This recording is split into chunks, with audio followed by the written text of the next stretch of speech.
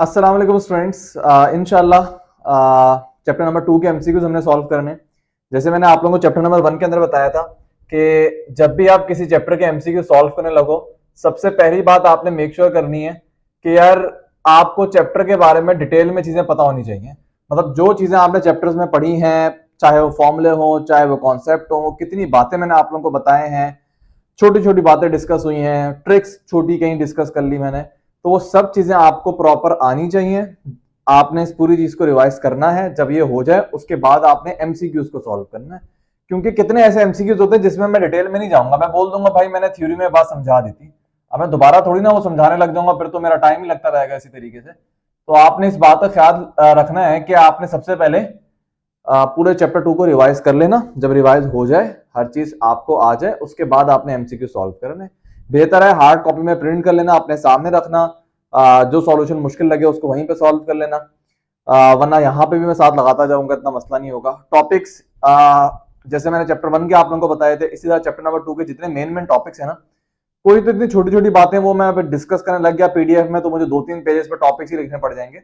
लेकिन जो main main topics हैं उससे रिलेटेड मेन मेन बातें जो होती हैं वो भी मैंने पूरी लिखी हुई होती हैं, तो वो मैं यहाँ पे भी लगा दूंगा। बाकी आप पीडीएफ में भी देख लेना, वहां पे भी आपको मिल जाएंगे।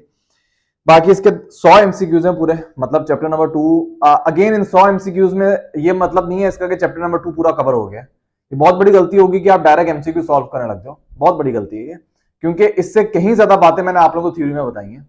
तो इसका मतलब ये नहीं कि 100 एमसीक्यूज में आपका हर कॉन्सेप्ट क्लियर हो जाएगा, हर कॉन्सेप्ट आपको आ गया। बहुत सी चीजें आप मिस कर दोगे, इसलिए थ्योरी आपने पहले देखनी है, उसके बाद एमसीक्यूज। आ जाओ बच्चों, सबसे पहले पहले एमसीक्यू सॉल्व करते हैं।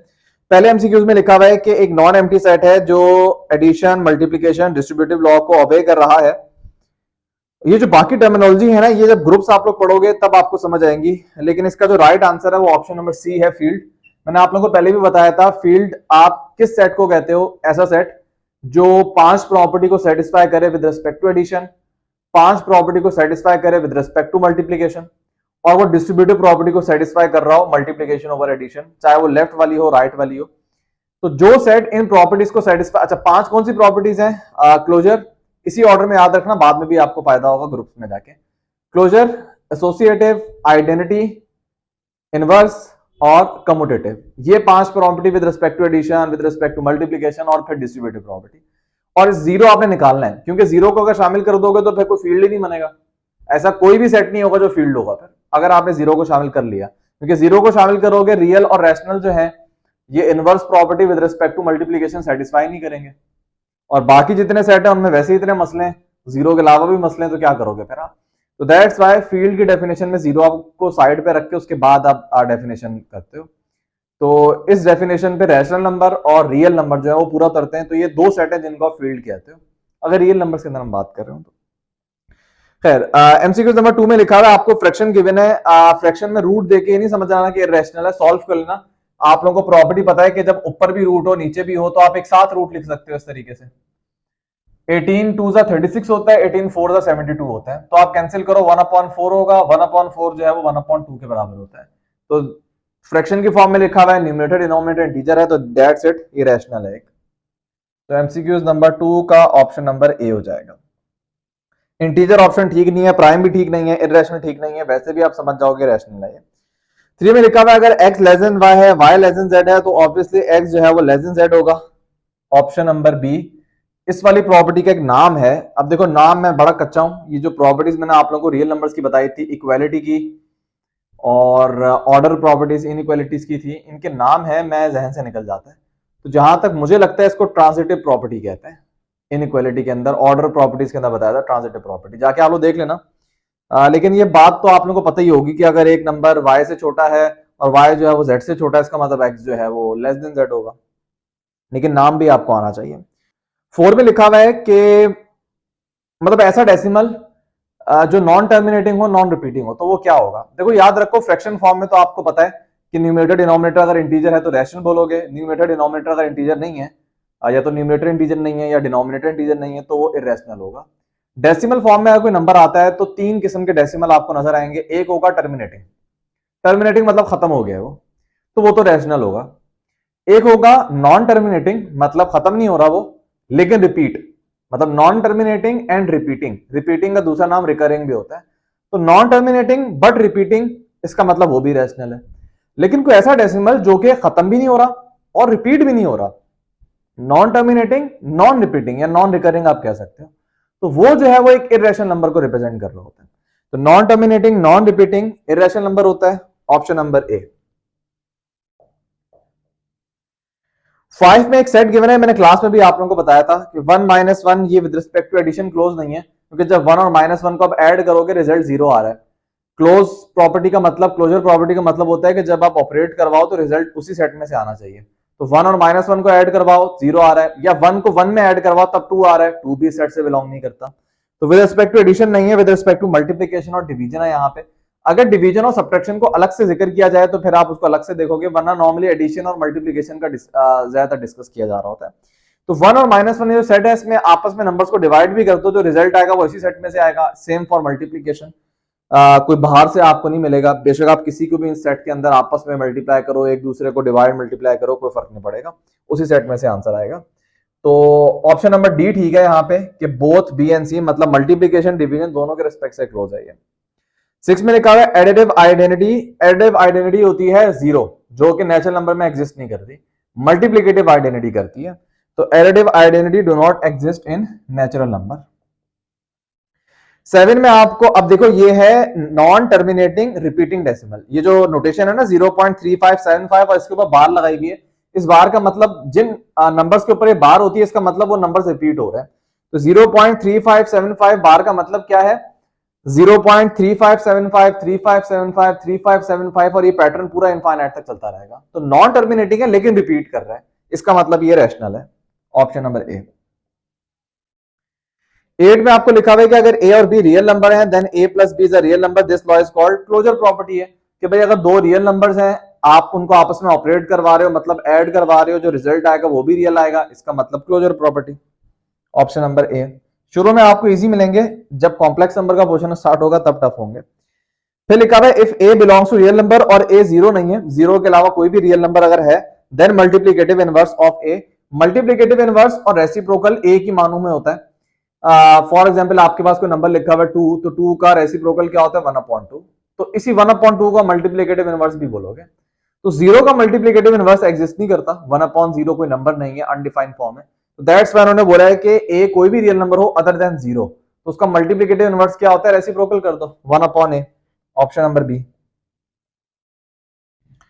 10 में लिखा हुआ है which of the following is field. देखो मैंने बताया रियल नंबर्स के अंदर अगर आप बात करो तो फील्ड जो है वो मतलब कॉम्प्लेक्स नंबर भी एक फील्ड ही है, जीरो को हटाना पड़ेगा आपको। रियल नंबर के अंदर बात करें तो रैशनल और रियल नंबर जो है ये दो ऐसे सेट हैं जो फील्ड है। ऑब्वियसली रैशनल जो है वो रियल का ही है, लेकिन रियल के बाकी भी तो सबसेट है, नेचुरल भी है, इंटीजर भी है, होल भी है, इररेशनल भी है, वो तो फील्ड नहीं है ना। तो रियल का एक ही सबसेट है रैशनल जो कि फील्ड है, और पूरे सेट रियल को भी आप फील्ड बोल सकते हो, कॉम्प्लेक्स नंबर का सेट है उसको भी बोल सकते हो, इमेजिनरी नंबर वाले को फील्ड नहीं बोलोगे डेफिनेटली।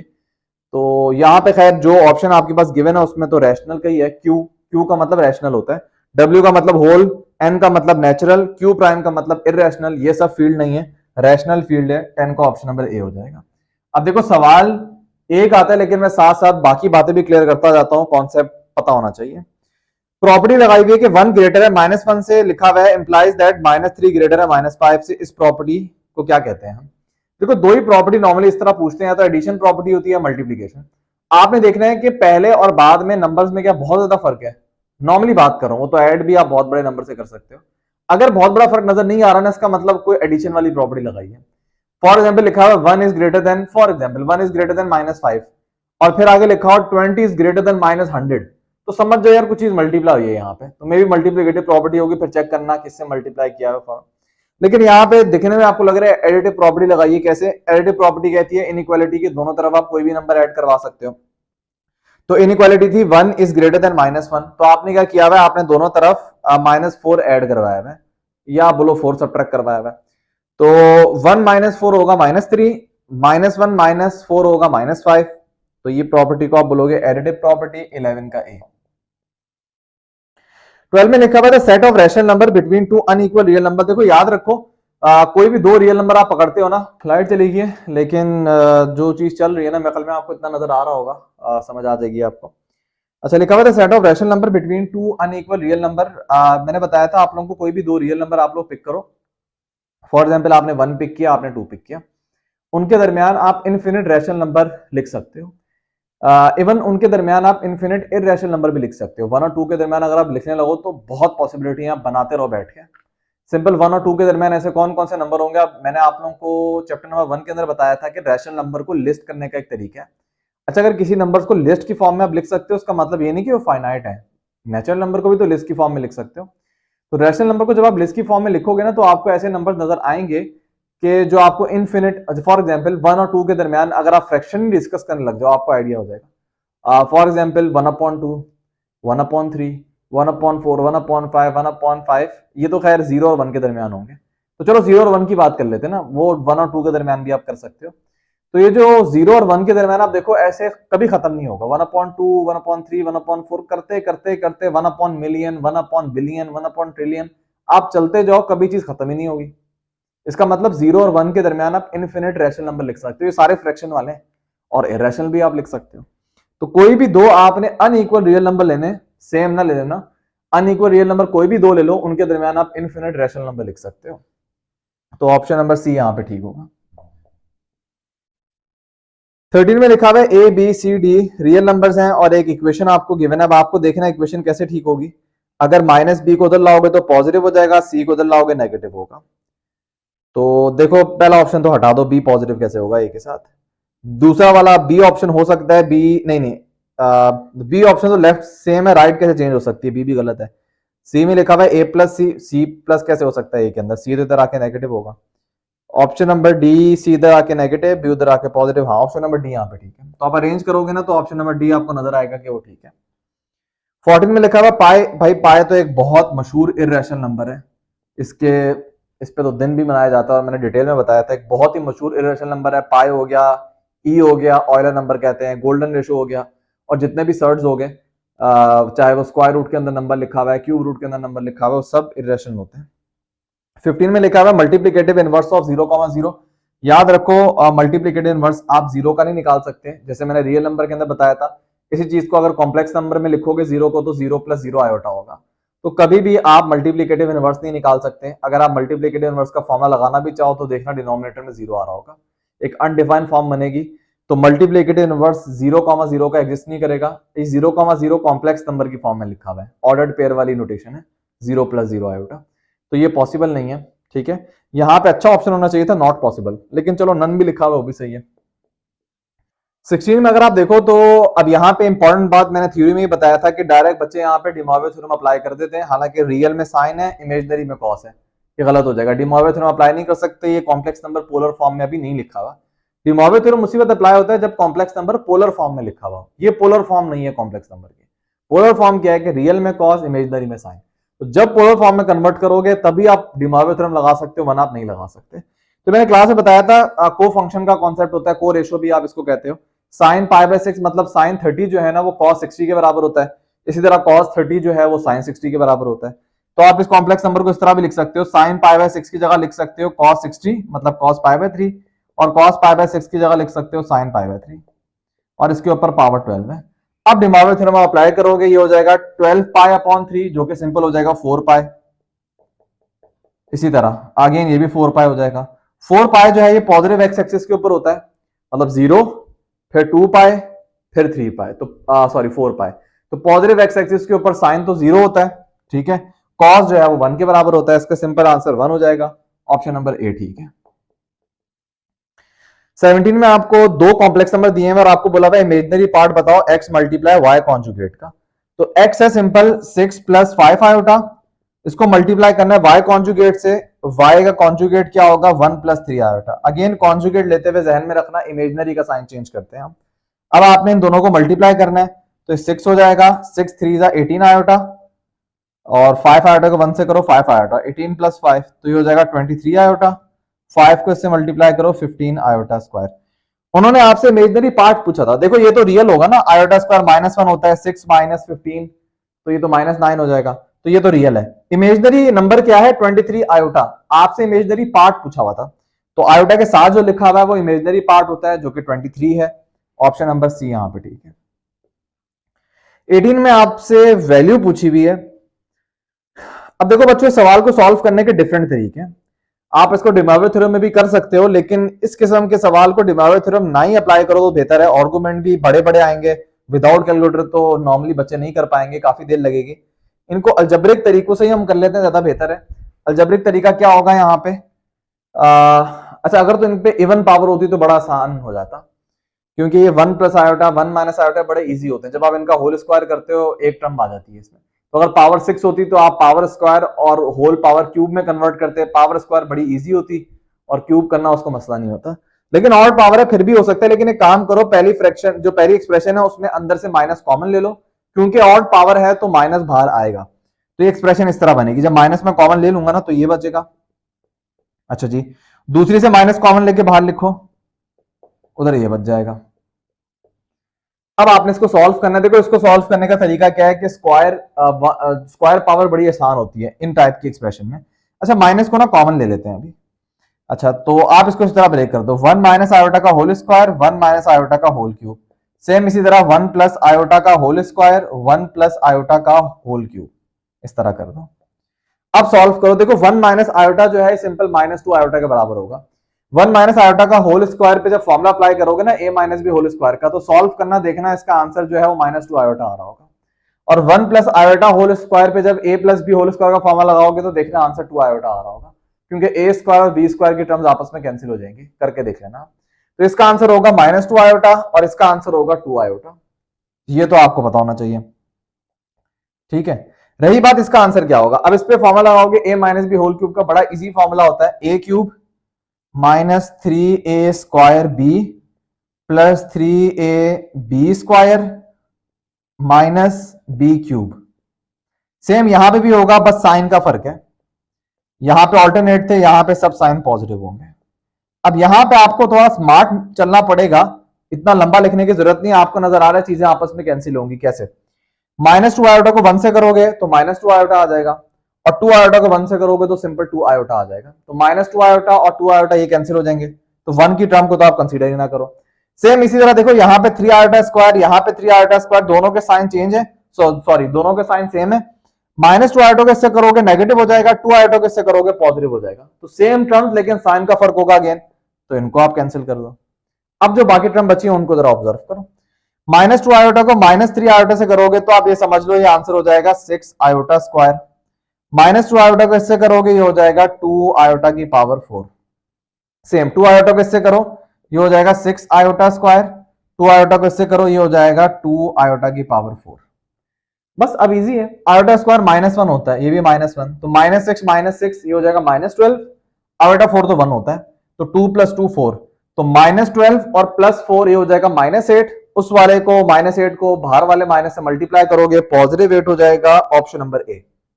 इस तरीके से आप सॉल्व करोगे, ठीक है। 19 में कॉम्प्लेक्स नंबर लिखा हुआ और बोला हुआ पोलर फॉर्म में कन्वर्ट करो, और डिमॉर्गन थ्योरम भी अप्लाई किया हुआ। कोई बड़ी बात नहीं यार, मैंने बहुत आप लोगों को बताया है पोलर फॉर्म में किस तरह कन्वर्ट करना है। मैं वर्बली आपको बता देता हूं कि जब आप इसमें आर्गुमेंट निकालोगे ना, टेंजेंट इनवर्स वाला फॉर्मूला लगाओगे, तो टेंजेंट इनवर्स -√3/-1। कैलकुलेटर से सॉल्व करोगे आंसर 60 डिग्री आ रहा होगा इसके सिंपल।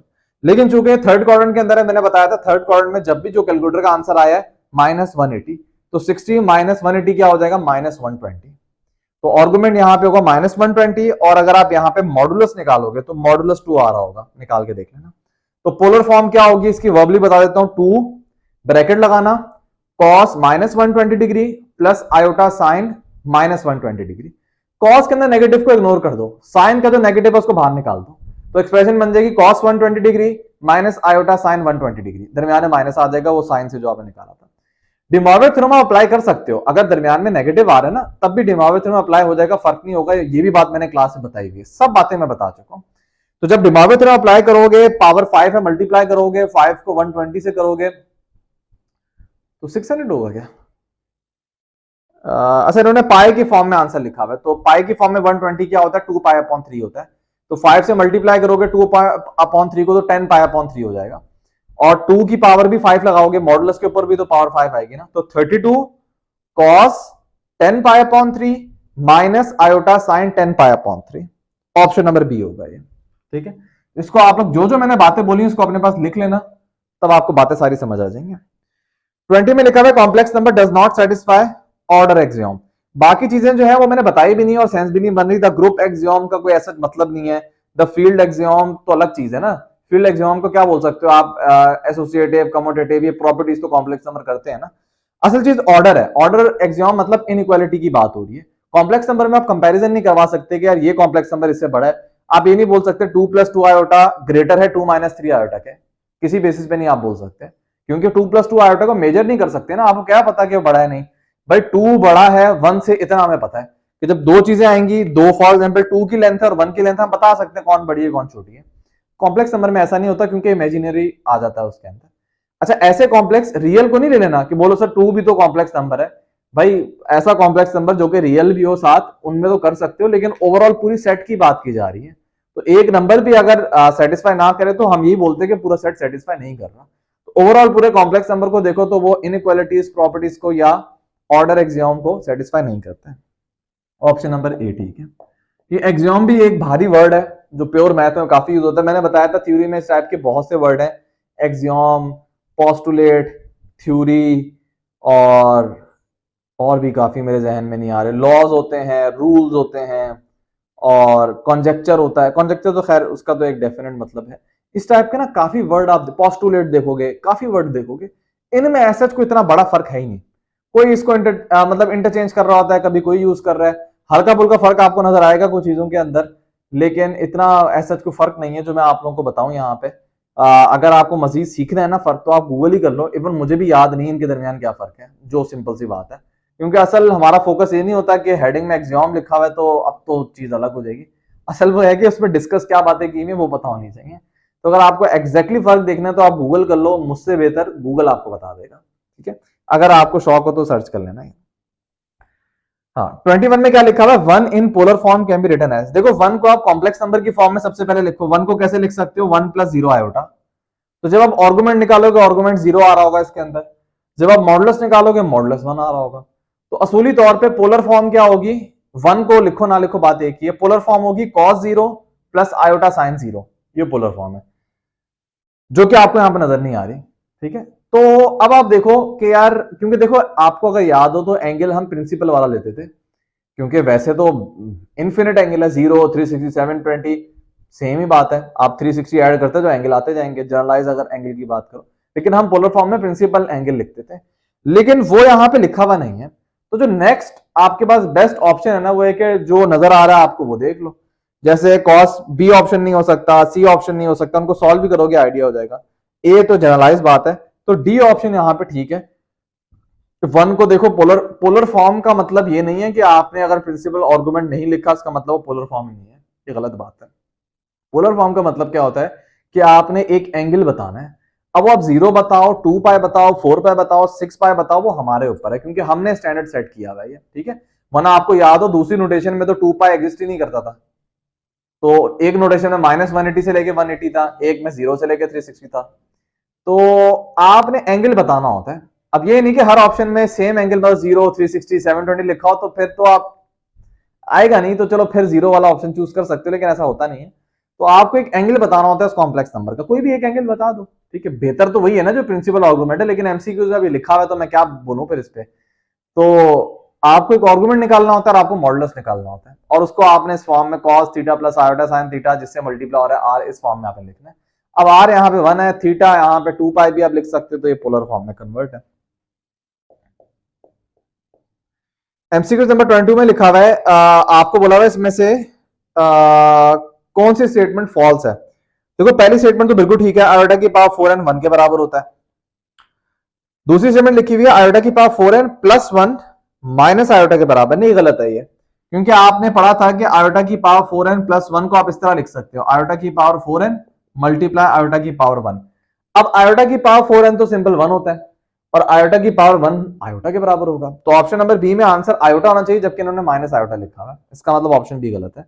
बाकी ठीक है, जैसे ऑप्शन नंबर सी में देखो, आयोटा की पावर n मल्टीप्लाई आयोटा की पावर 4, अगर आप उसको ब्रेक करोगे तो आयोटा की पावर 4 1 होता है, आयोटा की पावर n मतलब राइट हैंड साइड पे आयोटा की पावर n ही लिखा हुआ है ना, तो ये वाला ऑप्शन भी ठीक है। ऑप्शन नंबर डी में आयोटा की पावर 4n को अलग करना, वो 1 हो जाएगा, पीछे आयोटा स्क्वायर बचेगा, आयोटा स्क्वायर -1 होता है। इसका मतलब ऑप्शन नंबर बी जो है उसी में खराबी है। 23 में लिखा हुआ geometrically the modulus of a complex number represent a distance from the origin. आपको याद है मैंने बताया था कि जब मॉडुलस निकालते हो किसी कॉम्प्लेक्स नंबर का और रिजल्ट में आपको एक रियल नंबर मिलता है, तो वो रियल नंबर रिप्रेजेंट करता है डिस्टेंस को। कौन सा डिस्टेंस? कि वो कॉम्प्लेक्स नंबर ओरिजिन से कितने फासले के ऊपर है, वो आपको मॉडुलस बता रहा होता है। ओरिजिन को आप पॉइंट की फॉर्म में लिखो तो 0,0, ऑप्शन नंबर डी। 25 में लिखा हुआ था complex number lies in the quadrant. देखो इसको सॉल्व करने का मैं एक तरीका बता देता हूं, आप लोग इसको फेयर कर लेना कि कॉम्प्लेक्स नंबर दो डिवाइड हो रहे हैं। आप पहले इसको सिंप्लीफाई करो, फिर जैसे 4/2 लिखा हुआ है तो आप कहोगे यार 4/2 जो है वो 2 के बराबर होता है, या अगर आपके पास 3/5 लिखा हुआ है तो आप डेसिमल में कन्वर्ट कर सकते हो। लेकिन कॉम्प्लेक्स नंबर जब दो डिवाइड हो रहे हैं ना, आप उसके बारे में बता नहीं सकते कि किस क्वाड्रेंट के अंदर है अनलेस आप उसको सिंप्लीफाई ना करो। और यहाँ पे कॉम्प्लेक्स नंबर में सिंप्लीफाई करने का मतलब पॉइंट में निकालना नहीं होता। पॉइंट में कैसे लिख सकते हो कॉम्प्लेक्स नंबर को? तो रियल और इमेजिनरी पार्ट को अलग अलग पॉइंट में लिख सकते हो, ओवरऑल तो पॉइंट में आंसर नहीं आ सकता ना इसका। तो आपको इसका मतलब डिवाइड करना है। यहाँ पे डिवाइड किस तरह करोगे? डिनोमिनेटर के कॉन्जुगेट से मल्टीप्लाई करोगे, 1 प्लस आयोटा से मल्टीप्लाई डिवाइड करोगे। तो यह 1 प्लस आयोटा से मल्टीप्लाई डिवाइड करना, नीचे तो पॉजिटिव ही होगा, ऊपर जो है ऊपर भी पॉजिटिव। रियल नंबर क्या होगा? 1 प्लस आयोटा से करोगे तो 2 iota into iota, iota square. हाँ, तो रियल इसका नेगेटिव आ रहा होगा, इमेजिनरी इसका पॉजिटिव आ रहा होगा। आप इसको सिंप्लीफाई कर लेना जिस तरह मैंने डिवाइड करने का बताया था। रियल नेगेटिव होगा, इमेजिनरी इसका पॉजिटिव होगा, इसका मतलब सेकंड क्वाड्रेंट के अंदर होगा। चेक कर लेना आप लोग। 25 में लिखा हुआ है, अब अगेन ये चीज भी मैंने क्लास में आप लोगों को बताई थी, जब दो स्क्वायर रूट मल्टीप्लाई हो रहे हो और दोनों के अंदर नेगेटिव हो तो फिर आप वो वाली प्रॉपर्टी नहीं अप्लाई करोगे कि एक स्क्वायर रूट लिखोगे और अंदर उनको मल्टीप्लाई कर दोगे। ये प्रॉपर्टी अप्लाई नहीं होगी। आपके पास एक ही हल होगा कि आप अलग अलग उनको सॉल्व करो फिर मल्टीप्लाई करो। तो ये जो स्क्वायर रूट 9 है, 2 square root -9 multiply square root -16। तो माइनस, जब भी स्क्वायर रूट के अंदर माइनस आए ना तो उसकी जगह पे आयोटा लिख दो बस। जब भी स्क्वायर रूट के अंदर -1 देखो, मतलब माइनस देखो, सिंपल माइनस को इग्नोर करो, नेक्स्ट स्टेप में आयोटा लिख दो और बाकी चीज को सॉल्व करो। 9 का रूट क्या होता है? 3। इसी तरह माइनस की जगह आयोटा, 16 का रूट 4, 2 3 जा 6, 6 4 जा 24, iota into iota, iota square, solve करना -24 हो जाएगा। तो ऑप्शन नंबर ए यहां पे ठीक है। 26 में लिखा हुआ था स्क्वायर रूट ऑफ 3 - 4 आयोटा। अच्छा, एक चीज थी जो मैं थ्योरी में भी एडिट करके लगा दी थी, लेकिन मैं आप लोगों को दोबारा बता देता हूं एमसीक्यूज के अंदर। वो ये कि आपने दो फॉर्मूले पढ़े थे, एक फॉर्मूला था x प्लस वाई आयोटा का, एक फॉर्मूला था x माइनस वाई आयोटा का। इसके फॉर्मूले में अगर आपको याद हो, दरमियान में नेगेटिव आता था, सॉरी इसके फॉर्मूले में पॉजिटिव आता था और इसके वाले फॉर्मूले में नेगेटिव आता था। बाकी दोनों टर्म सेम होती थी इनके अंदर और कोई फर्क नहीं होता था, बाहर प्लस माइनस भी होता था, बस इसमें पॉजिटिव इसमें नेगेटिव। और यहाँ पे अगर पॉजिटिव आ रहा है तो यहाँ पे पॉजिटिव, यहाँ पे नेगेटिव आ रहा है, यहाँ पे नेगेटिव। और फॉर्मूलों में दो चीजें आती थी, मॉडुलस, मॉडुलस तो इन दोनों का सेम होगा, बेशक दरमियान का साइन चेंज कर दो, मॉडुलस को तो फर्क नहीं पड़ेगा। और दूसरी चीज थी एक्स, दोनों में एक्स जो है वो आपको सेम नजर आ रहा है, तो दरमियान के साइन का सिर्फ इंपैक्ट ये पड़ता था कि अगर दरमियान में पॉजिटिव है यहाँ पे पॉजिटिव, दरमियान में नेगेटिव यहाँ पे नेगेटिव। लेट से अगर आप स्क्वायर रूट निकालते हो 2 + 3 आयोटा का या स्क्वायर रूट निकालते हो 2 - 3 आयोटा का, तो जब फॉर्मूले अप्लाई करोगे इन दोनों में फर्क बस प्लस और माइनस का होगा और कोई फर्क नहीं होगा। 2 + 3 आयोटा में दरमियान में प्लस आ रहा होगा, 2 - 3 आयोटा में दरमियान में नेगेटिव आ रहा होगा। दोनों टर्म की वैल्यू जो है वो यहाँ पे सेम ही रहेंगी, वैल्यू पे कोई फर्क नहीं पड़ रहा होगा। तो एक सवाल फिर स्टूडेंट के जहन में आ सकता है, आ रहा है आप लोगों के जहन में नहीं, लेकिन मेरे जहन में आया था, मैंने कहा इसका भी जवाब दे दूं कि अगर x नेगेटिव होगा फिर क्या होगा। व्हाट इफ कि अगर आपके पास लिखा हुआ है -2 + 3 आयोटा या -2 - 3 आयोटा, अब हम कौन कौन से फॉर्मूले यूज करेंगे? तो देखो, अगर x नेगेटिव है ना उसके लिए फॉर्मूला अलग नहीं है। फॉर्मूला अलग है कि अगर दरमियान में पॉजिटिव हो या नेगेटिव हो उसके लिए फॉर्मूला अलग है। अगर x नेगेटिव होगा तो आप x की नेगेटिव वैल्यू पुट कर दो, फॉर्मूला चेंज करने की क्या जरूरत है। जैसे अगर आपके पास लिखा हुआ है -2 + 3 आयोटा, आप देखो दरमियान में पॉजिटिव साइन है तो आप ये वाला फॉर्मूला यूज करो, यहां पे भी दरमियान में पॉजिटिव आएगा। अब जब इन दोनों टर्म में आप x की वैल्यू पुट करते थे ना, तो अब आप x की नेगेटिव वैल्यू पुट करना, सिंपल x की जगह पे -2 पुट करना, तो फॉर्मूला चेंज होगा इस साइन की वजह से। x नेगेटिव हो या पॉजिटिव हो कोई फर्क नहीं पड़ेगा। जैसे यहां पे आया -2 - 3 आयोटा, अब फॉर्मूला आपने ये वाला यूज करना है, दरमियान में नेगेटिव लगाना, और जहां जहां x आ रहा था वहां पे आप -2 पुट कर देना। तो x अगर पॉजिटिव नेगेटिव हो उससे फॉर्मूला पे फर्क नहीं पड़ता, ठीक है। दरमियान में साइन जो है ना उससे आप फॉर्मूला डिसाइड करते हो कौन सा यूज करना है। तो बहरहाल 3 - 4 आयोटा का अगर आपको स्क्वायर रूट निकालना है तो बहुत इजी फॉर्मूला मैंने बताया था। क्या फॉर्मूला था? फॉर्मूला था स्क्वायर रूट मॉडुलस, मॉडुलस जब निकालोगे 3 - 4 आयोटा का तो 5 आएगा, प्लस एक्स, एक्स यहाँ पे 3 है, डिवाइडेड बाय 2। इसी तरह iota modulus -x divided by 2। Solve कर लो, ये हो जाएगा 8, 8/2 क्या होता है 4, 4 का रूट क्या होता है सिंपल 2 होता है। 5 - 3 2, 2/2 1 होता है, 1 का रूट भी 1 होगा सिंपल। तो स्क्वायर रूट क्या आ जाएगा +-2 प्लस आयोटा। तो ये सॉरी सॉरी सॉरी सॉरी ये जो मैं निकालना चाह रहा हूं ये 3 - 4 आयोटा का ना, तो ये वाला फॉर्मूला मुझे यूज करना चाहिए था, तो दरमियान में नेगेटिव आएगा। 3 ये जो मैंने आंसर निकाला था ना, ये आंसर था 3 + 4 आयोटा के स्क्वायर रूट का, जबकि सवाल में मैंने पूछा हुआ है 3 - 4 आयोटा, इसका मतलब ये वाला फॉर्मूला यूज करोगे, वैल्यूज तो सेम ही रहेंगी, बस दरमियान में नेगेटिव आ जाएगा, बस चीज को ध्यान में रखना। तो 3 - 4 आयोटा का स्क्वायर रूट क्या हो जाएगा +-2 आयोटा, ऑप्शन नंबर ए। 27 में लिखा हुआ है कॉम्प्लेक्स नंबर अगर थर्ड क्वाड्रेंट में है तो उसका कॉन्जुगेट, याद रखो मैंने बताया था अगर कॉम्प्लेक्स नंबर थर्ड क्वाड्रेंट में कॉन्जुगेट सेकंड में होगा। रिफ्लेक्शन होती है अबाउट एक्स एक्सिस, अगर सेकंड में है तो थर्ड में कॉन्जुगेट होगा, अगर फर्स्ट में है कॉम्प्लेक्स नंबर तो फोर्थ में कॉन्जुगेट होगा, और अगर कॉम्प्लेक्स नंबर फोर्थ में है तो कॉन्जुगेट इसका फर्स्ट में होगा। ठीक है, तो थर्ड में है तो कॉन्जुगेट सेकंड में होगा। 28 में लिखा हुआ z is equal to 1 plus iota की पावर 32। आयोटा की पावर 32 क्या होता है, मैंने बताया था आयोटा की पावर में जब भी 4 का मल्टीपल होता है आंसर जब 1 हो जाएगा। 32 4 के टेबल में आता है, इसका मतलब आयोटा की पावर 32 सिंपल 1 हो जाएगा। वो 1 पहले वाले 1 में ऐड होगा तो आंसर हो जाएगा 2, z इज इक्वल टू 2। ये कॉम्प्लेक्स नंबर गिवन है। लिखा हुआ आर्गुमेंट मतलब थीटा बताओ। मैंने पहले भी क्लास में बताया था कि अगर कॉम्प्लेक्स नंबर में सिर्फ रियल होगा तो उसके दो आर्गुमेंट होंगे, या तो 0 होगा या 180 डिग्री होगा। अगर कॉम्प्लेक्स नंबर सिर्फ रियल है, प्योर रियल है, मतलब z इज इक्वल टू 2 जैसे यहां पे है, तो या तो उसका आर्गुमेंट 0 होगा या उसका आर्गुमेंट 180 होगा। 0 कब होगा, जब वो पॉजिटिव है, मतलब रियल नंबर जो लिखा हुआ है ना वो पॉजिटिव है, और अगर रियल नंबर नेगेटिव है तो आर्गुमेंट हो जाएगा 180 डिग्री। तो अगर लेट से आपके पास कॉम्प्लेक्स नंबर आ रहा है z इज इक्वल टू 2 या z इज इक्वल टू 4 या z इज इक्वल टू 5/6, ये सारे रियल नंबर, मतलब सबसे पहली बात ये वाला कॉम्प्लेक्स नंबर सारे प्योरली रियल है, इमेजिनरी कोई भी नहीं है इनमें। दूसरी बात पॉजिटिव है, इसका मतलब ये सब पॉजिटिव एक्स एक्सिस के ऊपर होंगे, इन सब के आर्गुमेंट 0 होंगे। लेकिन अगर रियल नेगेटिव आ जाए जैसे z is equal to -2, z is equal to -√2, तो अब अगेन रियल तो है ये लेकिन नेगेटिव है, तो इसका मतलब नेगेटिव एक्स एक्सिस के ऊपर होंगे सारे कॉम्प्लेक्स नंबर, तो आर्गुमेंट 180 डिग्री होगा। इसी तरह अगर कॉम्प्लेक्स नंबर प्योर इमेजिनरी है, for example z is equal to 2 iota, z is equal to 4 iota, तो ये पॉजिटिव y एक्सिस के ऊपर होंगे, मतलब आर्गुमेंट 90 डिग्री होगा। और अगर कॉम्प्लेक्स नंबर प्योरली इमेजिनरी हो लेकिन इमेजिनरी पार्ट नेगेटिव है, जैसे -2 आयोटा, -10 आयोटा, तो अब ये नेगेटिव एक्सिस के ऊपर होंगे, अब आर्गुमेंट आप लोगे -90 डिग्री, या 0 से लेकर 360 वाली कन्वेंशन में आप 270 ले रहे होगे। ये आर्गुमेंट के टॉपिक में डिटेल में मैंने बातें बताई थी, ये मैंने दोबारा रिवाइज करवाई है यहाँ पे। तो यहाँ पे जस्ट प्योर रियल बच गया था और पॉजिटिव था, तो आर्गुमेंट 0 होगा, ऑप्शन नंबर डी। 29 में पूछा हुआ कॉन्जुगेट -3, 4 का कॉन्जुगेट में जस्ट आप इमेजिनरी का साइन चेंज करते हो, मतलब 4 का साइन चेंज होगा, -3 अपनी जगह पे रहेगा, 4 का साइन चेंज करो -4 हो जाएगा। तो -3, 4 का कॉन्जुगेट होगा -3, -4, ऑप्शन नंबर सी। अगर यहां पे पूछते कि -3, 4 का एडिटिव इनवर्स बताओ, तो फिर आप नेगेटिव से मल्टीप्लाई कर देते, तो -3, 4 का एडिटिव इनवर्स हो जाता 3, -4।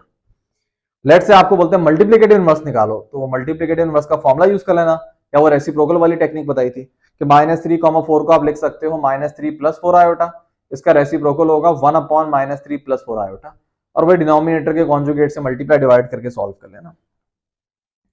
30 में लिखा हुआ है, ये ट्रायंगल इनइक्वालिटी पूछी हुई है, z1 + z2 का मॉडुलस जो है वो हमेशा लेस देन और इक्वल टू होता है z1 के मॉडुलस + z2 के मॉडुलस से, तो ऑप्शन नंबर सी यहाँ पे ठीक है। 31 में लिखा हुआ है sum of two conjugate complex number. याद रखो जब भी आप कॉन्जुगेट कॉम्प्लेक्स नंबर के सम का मतलब ये है कि अगर एक कॉम्प्लेक्स नंबर को उसके कॉन्जुगेट में ऐड करोगे, मतलब दोनों एक दूसरे के कॉन्जुगेट होते हैं ना, कॉम्प्लेक्स कॉन्जुगेट, तो अगर आप एक कॉम्प्लेक्स नंबर को उसके कॉन्जुगेट में ऐड करते हो, याद रखना हमेशा इमेजिनरी नंबर जो है वो कैंसिल हो जाता है। फॉर एग्जाम्पल आपके पास एक कॉम्प्लेक्स नंबर है -2 + 3 आयोटा, इसका कॉन्जुगेट होगा -2 - 3 आयोटा, जब आप इनको आपस में ऐड करोगे इमेजिनरी कैंसिल हो जाएगा, जस्ट रियल बच जाएगा। तो ऑप्शन नंबर ए जो है वो यहाँ पे ठीक है कि sum of two conjugate complex number हमेशा रिजल्ट में रियल नंबर दे रहा होगा। 32 में आपसे कॉन्जुगेट पूछा हुआ है, लेकिन ये दो कॉम्प्लेक्स नंबर है जो डिवाइड हो रहे हैं, और इस पूरी फ्रैक्शन का आपसे कॉन्जुगेट पूछा हुआ है। देखो जब पूरी फ्रैक्शन का आपसे कॉन्जुगेट पूछते हैं, अब इसके दो तरीके से आप सॉल्व कर सकते हो। एक तरीका क्या है कि आप पूरी जो फ्रैक्शन है उसको सॉल्व करो, मतलब डिवाइड करो, डिवाइड करने के बाद जो कॉम्प्लेक्स नंबर आ रहा है फिर आप उसका कॉन्जुगेट ले लो, तो पूरी फ्रैक्शन का कॉन्जुगेट होगा वो। लेकिन अगर आप ऑप्शन में देखो ऐसा है ही नहीं, ऑप्शन में सब आपको डिवीजन में नजर आ रहे हैं। तो अगर ये वाला मेथड अप्लाई करोगे आपके पास तो एंड पे कॉम्प्लेक्स नंबर आ रहा होगा, अब उसको क्या करोगे, ऑप्शन तो मैच ही नहीं करेगा। इसका मतलब आपको यहाँ पे डिवाइड नहीं करना, आपको जस्ट कॉन्जुगेट लेना पूरी फ्रैक्शन का, और जो इसका आंसर होगा वो भी दो कॉम्प्लेक्स नंबर के डिवीजन की फॉर्म में आपने बताना है। तो अब इसकी टेक्निक क्या होगी, आप कॉन्जुगेट की प्रॉपर्टी लगाओगे। जो मैंने प्रॉपर्टी बताई थी कि अगर एक फ्रैक्शन लिखी हुई है और आपको बोला जाए कॉन्जुगेट लो, तो ये प्रॉपर्टी क्या होती है कॉन्जुगेट की, कि आप न्यूमरेटर का भी अलग कॉन्जुगेट लो, डिनोमिनेटर का भी अलग कॉन्जुगेट लो। यही प्रॉपर्टी मॉडुलस के अंदर भी थी, दोनों की सेम प्रॉपर्टी थी। तो यहां पे वो वाला लगाओगे तो आपको ऑप्शन मैच कर रहे होंगे, वरना फिर आंखें बंद करके एक ही मेथड जो पढ़ा था वो नहीं करना, ऑप्शन के हिसाब से चलना। तो अगर न्यूमरेटर का कॉन्जुगेट लोगे तो 2 - 3 आयोटा आएगा। डिनोमिनेटर में देखो इमेजिनरी नंबर पहले लिखा हुआ है, तो कॉन्जुगेट लेते हुए ध्यान रखना, कॉन्जुगेट में आप इमेजिनरी का साइन चेंज करते हो, तो बेहतर है एहतियातन आप हमेशा पहले रियल और बाद में इमेजिनरी लिखो। मतलब जो फ्रैक्शन लिखी हुई थी आप इसको इस फॉर्म में कन्वर्ट कर लेते, 2 + 3 आयोटा डिवाइडेड बाय 1 - आयोटा, पहले जनरल फॉर्म में इस तरह लिख लेते। उसके बाद फिर आप कॉन्जुगेट लो तो क्या होगा, 2 - 3 आयोटा, और डिनोमिनेटर का कॉन्जुगेट होगा 1 + आयोटा। तो ये आपको नजर आ रहा है ऑप्शन नंबर ए के अंदर। ऑप्शन नंबर बी अलग है, ऑप्शन नंबर सी भी अलग है, बाकी तो गलत ही है। हाँ, 33 में लिखा हुआ है if z is equal to -z then z is. देखो याद रखो, अगर एक आपका कॉम्प्लेक्स नंबर रियल है, फॉर एग्जाम्पल मेरा कॉम्प्लेक्स नंबर z जो है वो 2 के बराबर है, तो जब मैं इसका कॉन्जुगेट लूंगा तो कॉन्जुगेट भी 2 ही होगा, क्योंकि 2 को जब आप कॉम्प्लेक्स नंबर की फॉर्म में लिखोगे तो 2 होगा 2 + 0 आयोटा। 2 + 0 आयोटा का कॉन्जुगेट क्या होगा, 2 - 0 आयोटा। बात तो एक ही है ना कि 2 ही है, तो इसका मतलब अगर कॉम्प्लेक्स नंबर आपका प्योर रियल है ना, तो जब आप उसका कॉन्जुगेट निकालते हो तो कॉन्जुगेट भी वही आ रहा होता है। मतलब कॉम्प्लेक्स नंबर अपने कॉन्जुगेट के बराबर होता है उस वक्त जब वो कॉम्प्लेक्स नंबर प्योर रियल है। अच्छा, ये बातें सब मैं क्लास में बता दी, कोई नई बात नहीं है, वहां पे भी डिस्कस हुई है प्रॉपर्टीज के अंदर। इसी तरीके से अगर एक कॉम्प्लेक्स नंबर लेट से इमेजनरी है, तो जब आप इसका कॉन्जुगेट लोगे, ये कॉम्प्लेक्स नंबर अगर 2 आयोटा है तो इसका कॉन्जुगेट क्या होगा, -2 आयोटा, क्योंकि 2 आयोटा को आप लिख सकते हो 0 + 2 आयोटा। जब कॉन्जुगेट लोगे तो ये हो जाएगा 0 - 2 आयोटा। तो सिंपल लैंग्वेज में कॉम्प्लेक्स नंबर था 2 आयोटा, उसको कॉन्जुगेट है -2 आयोटा। तो अब अगर आप z और z कॉन्जुगेट का रिलेशन देखो ना, तो इनका रिलेशन क्या है कि z बराबर है नेगेटिव ऑफ z कॉन्जुगेट के। ये सेटिस्फाई कर रहा होगा इस इक्वेशन को। आप z की वैल्यू 2 आयोटा पुट करो, z कॉन्जुगेट की वैल्यू -2 आयोटा पुट करो, माइनस माइनस पॉजिटिव, लेफ्ट और राइट बराबर हो रहे होंगे। तो अगर कोई कॉम्प्लेक्स नंबर इस इक्वेशन को सेटिस्फाई कर रहा है, इसका मतलब वो लाजमी प्योरली इमेजनरी है। और अगर कोई कॉम्प्लेक्स नंबर इस चीज को सेटिस्फाई कर रहा है, इसका मतलब लाजमी वो प्योर रियल है। तो पहली वाली इक्वेशन में प्योर इमेजनरी था, इसका मतलब ऑप्शन नंबर बी ठीक है। यहां पे प्योर इमेजनरी वैसे अच्छा वर्ड है, लेकिन इमेजनरी बोल दें वो भी ठीक है।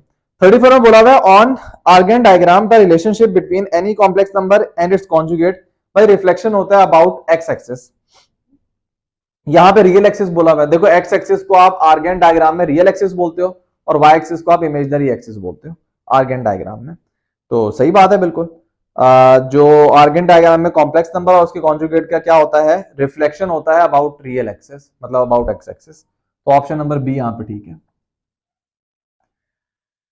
35 में बोला हुआ है आर्गुमेंट की प्रॉपर्टी पूछी हुई है। आर्गुमेंट की जो प्रॉपर्टी है ना, दो जो प्रॉपर्टीज हैं वो बिल्कुल वही लॉग वाली है, इवन एक और भी लॉग वाली है जो पावर वाली जो है। ये मैंने आर्गुमेंट की प्रॉपर्टीज में बताया है कि जैसे लॉग की प्रॉपर्टी थी ना कि अगर लॉग के अंदर दो चीजें मल्टीप्लाई हो रही हैं तो लॉग की प्रॉपर्टी क्या कहती है, दोनों का अलग अलग लॉग लो और उनको ऐड कर दो। अच्छा, अगर लॉग के अंदर दो चीजें डिवाइड हो रही हैं तो आप दोनों का अलग अलग लॉग लो और उनको माइनस कर दो। अच्छा, इन चीजों में फर्क है, जहन में रखना। अगर आपके पास log a upon log b लिखा हुआ है ना, तो ये चीज अलग है, इस पे प्रॉपर्टी नहीं लगाओगे वो माइनस वाली। प्रॉपर्टी किस पे लगेगी, इस पे, कि अगर log के अंदर दो चीजें डिवाइड हो रही हैं, ये नहीं कि दो log आपस में डिवाइड हो रहे हैं। अब देखो जमीन आसमान का फर्क है इस चीज में, इस पे प्रॉपर्टी लगेगी, इस पे नहीं लगेगी। सेम चीज कॉम्प्लेक्स नंबर के अंदर भी आ जाओ, प्रॉपर्टी जो लगेगी ना वो जो सवाल में लिखा हुआ है ना उस पे लगेगी, कि बाहर आर्गुमेंट है अंदर लिखा हुआ है z1 अपॉन z2। प्रॉपर्टी इस पे नहीं लगेगी कि argument z1 upon argument z2, इस पे प्रॉपर्टी नहीं लगेगी। फर्क है इन चीजों में। तो खैर माइनस आ जाएगा, तो ऑप्शन नंबर सी यहां पे ठीक है, 35 का सी।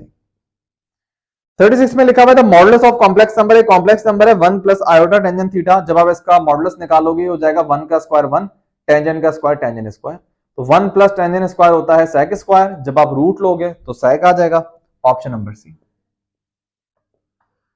37 में लिखा हुआ है कॉम्प्लेक्स नंबर है 2 + 7 आयोटा अपॉन 2 - 8 आयोटा। वो पूछ रहे हैं कि बताओ फिर ये कॉम्प्लेक्स नंबर किसके बराबर है, 2 minus 7 iota upon 2 plus 8 iota, ये किसके बराबर होगा।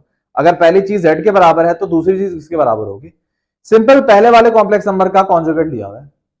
देखो 2 plus 7 iota upon 2 minus 8 iota, इसका जब कॉन्जुगेट लोगे तो अलग अलग कॉन्जुगेट लो, न्यूमरेटर डिनोमिनेटर का।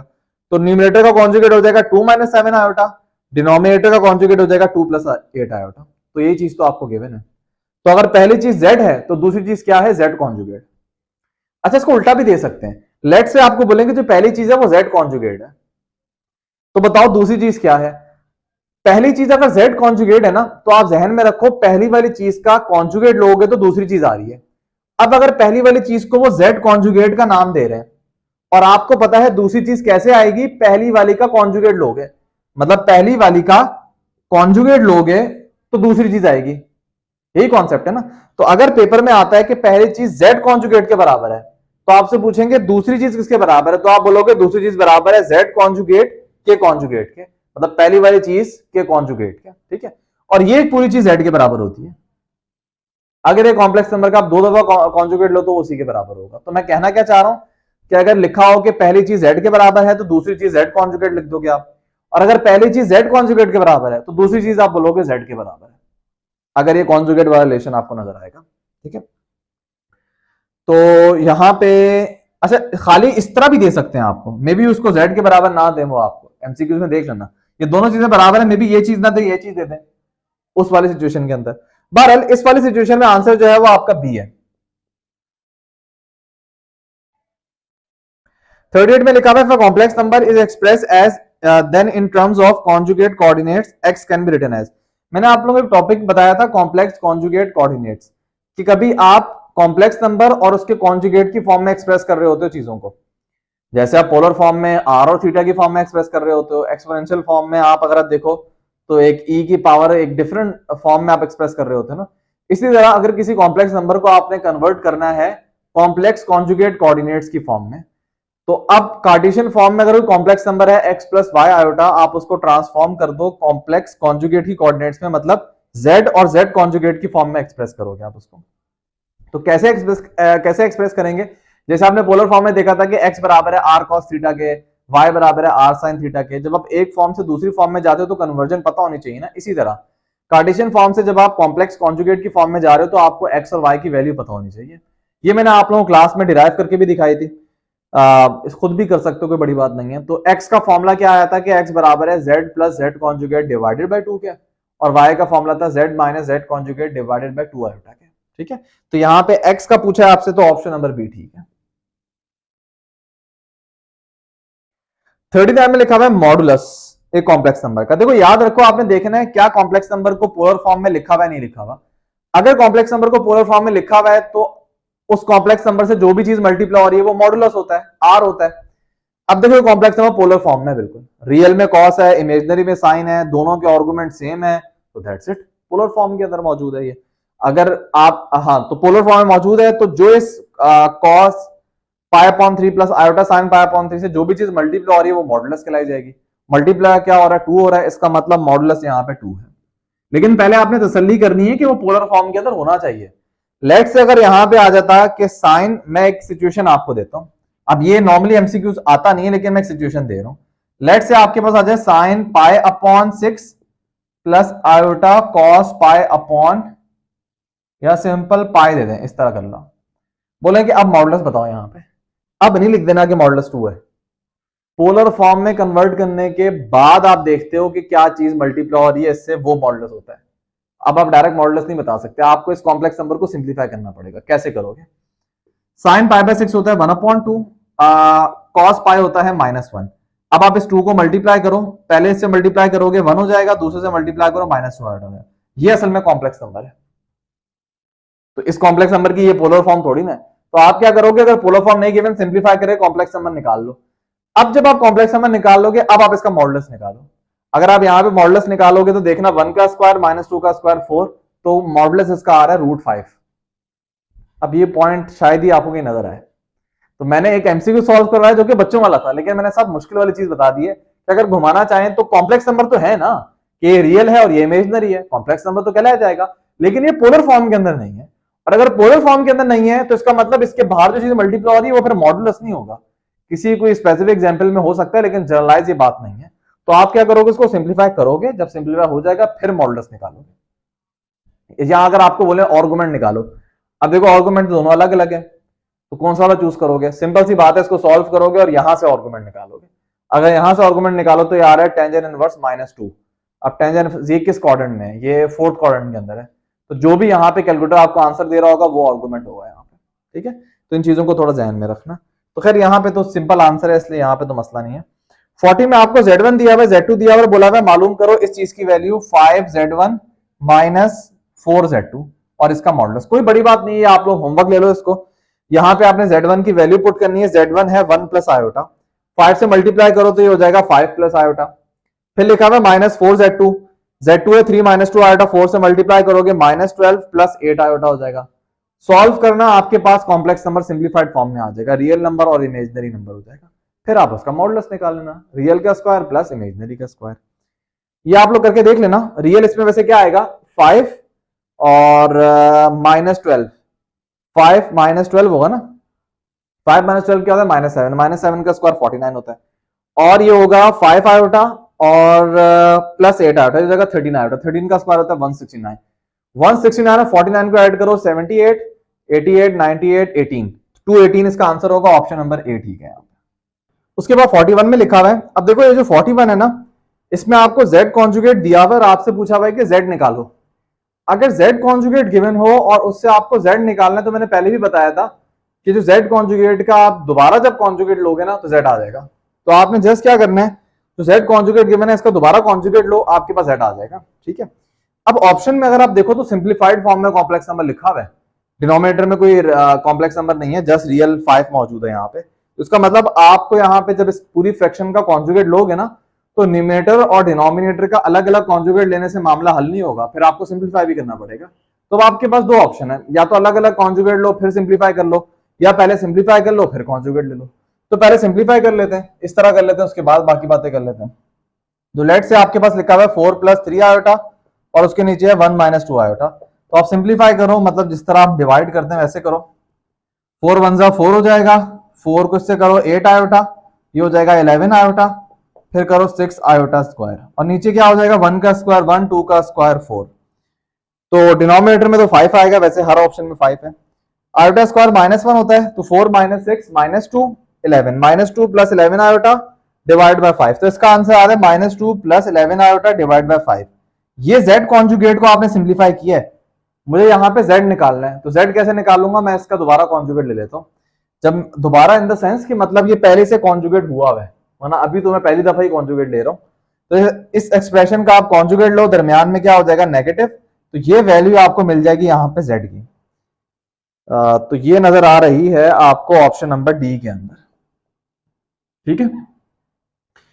42 में ये प्रॉपर्टी लगी हुई है कि Z1, Z2, Z3 तीन कॉम्प्लेक्स नंबर मल्टीप्लाई हो रहे हैं और फिर आप उनका कॉन्जुगेट ले रहे हो, बराबर है कि आप अलग अलग कॉन्जुगेट लो फिर मल्टीप्लाई कर दो।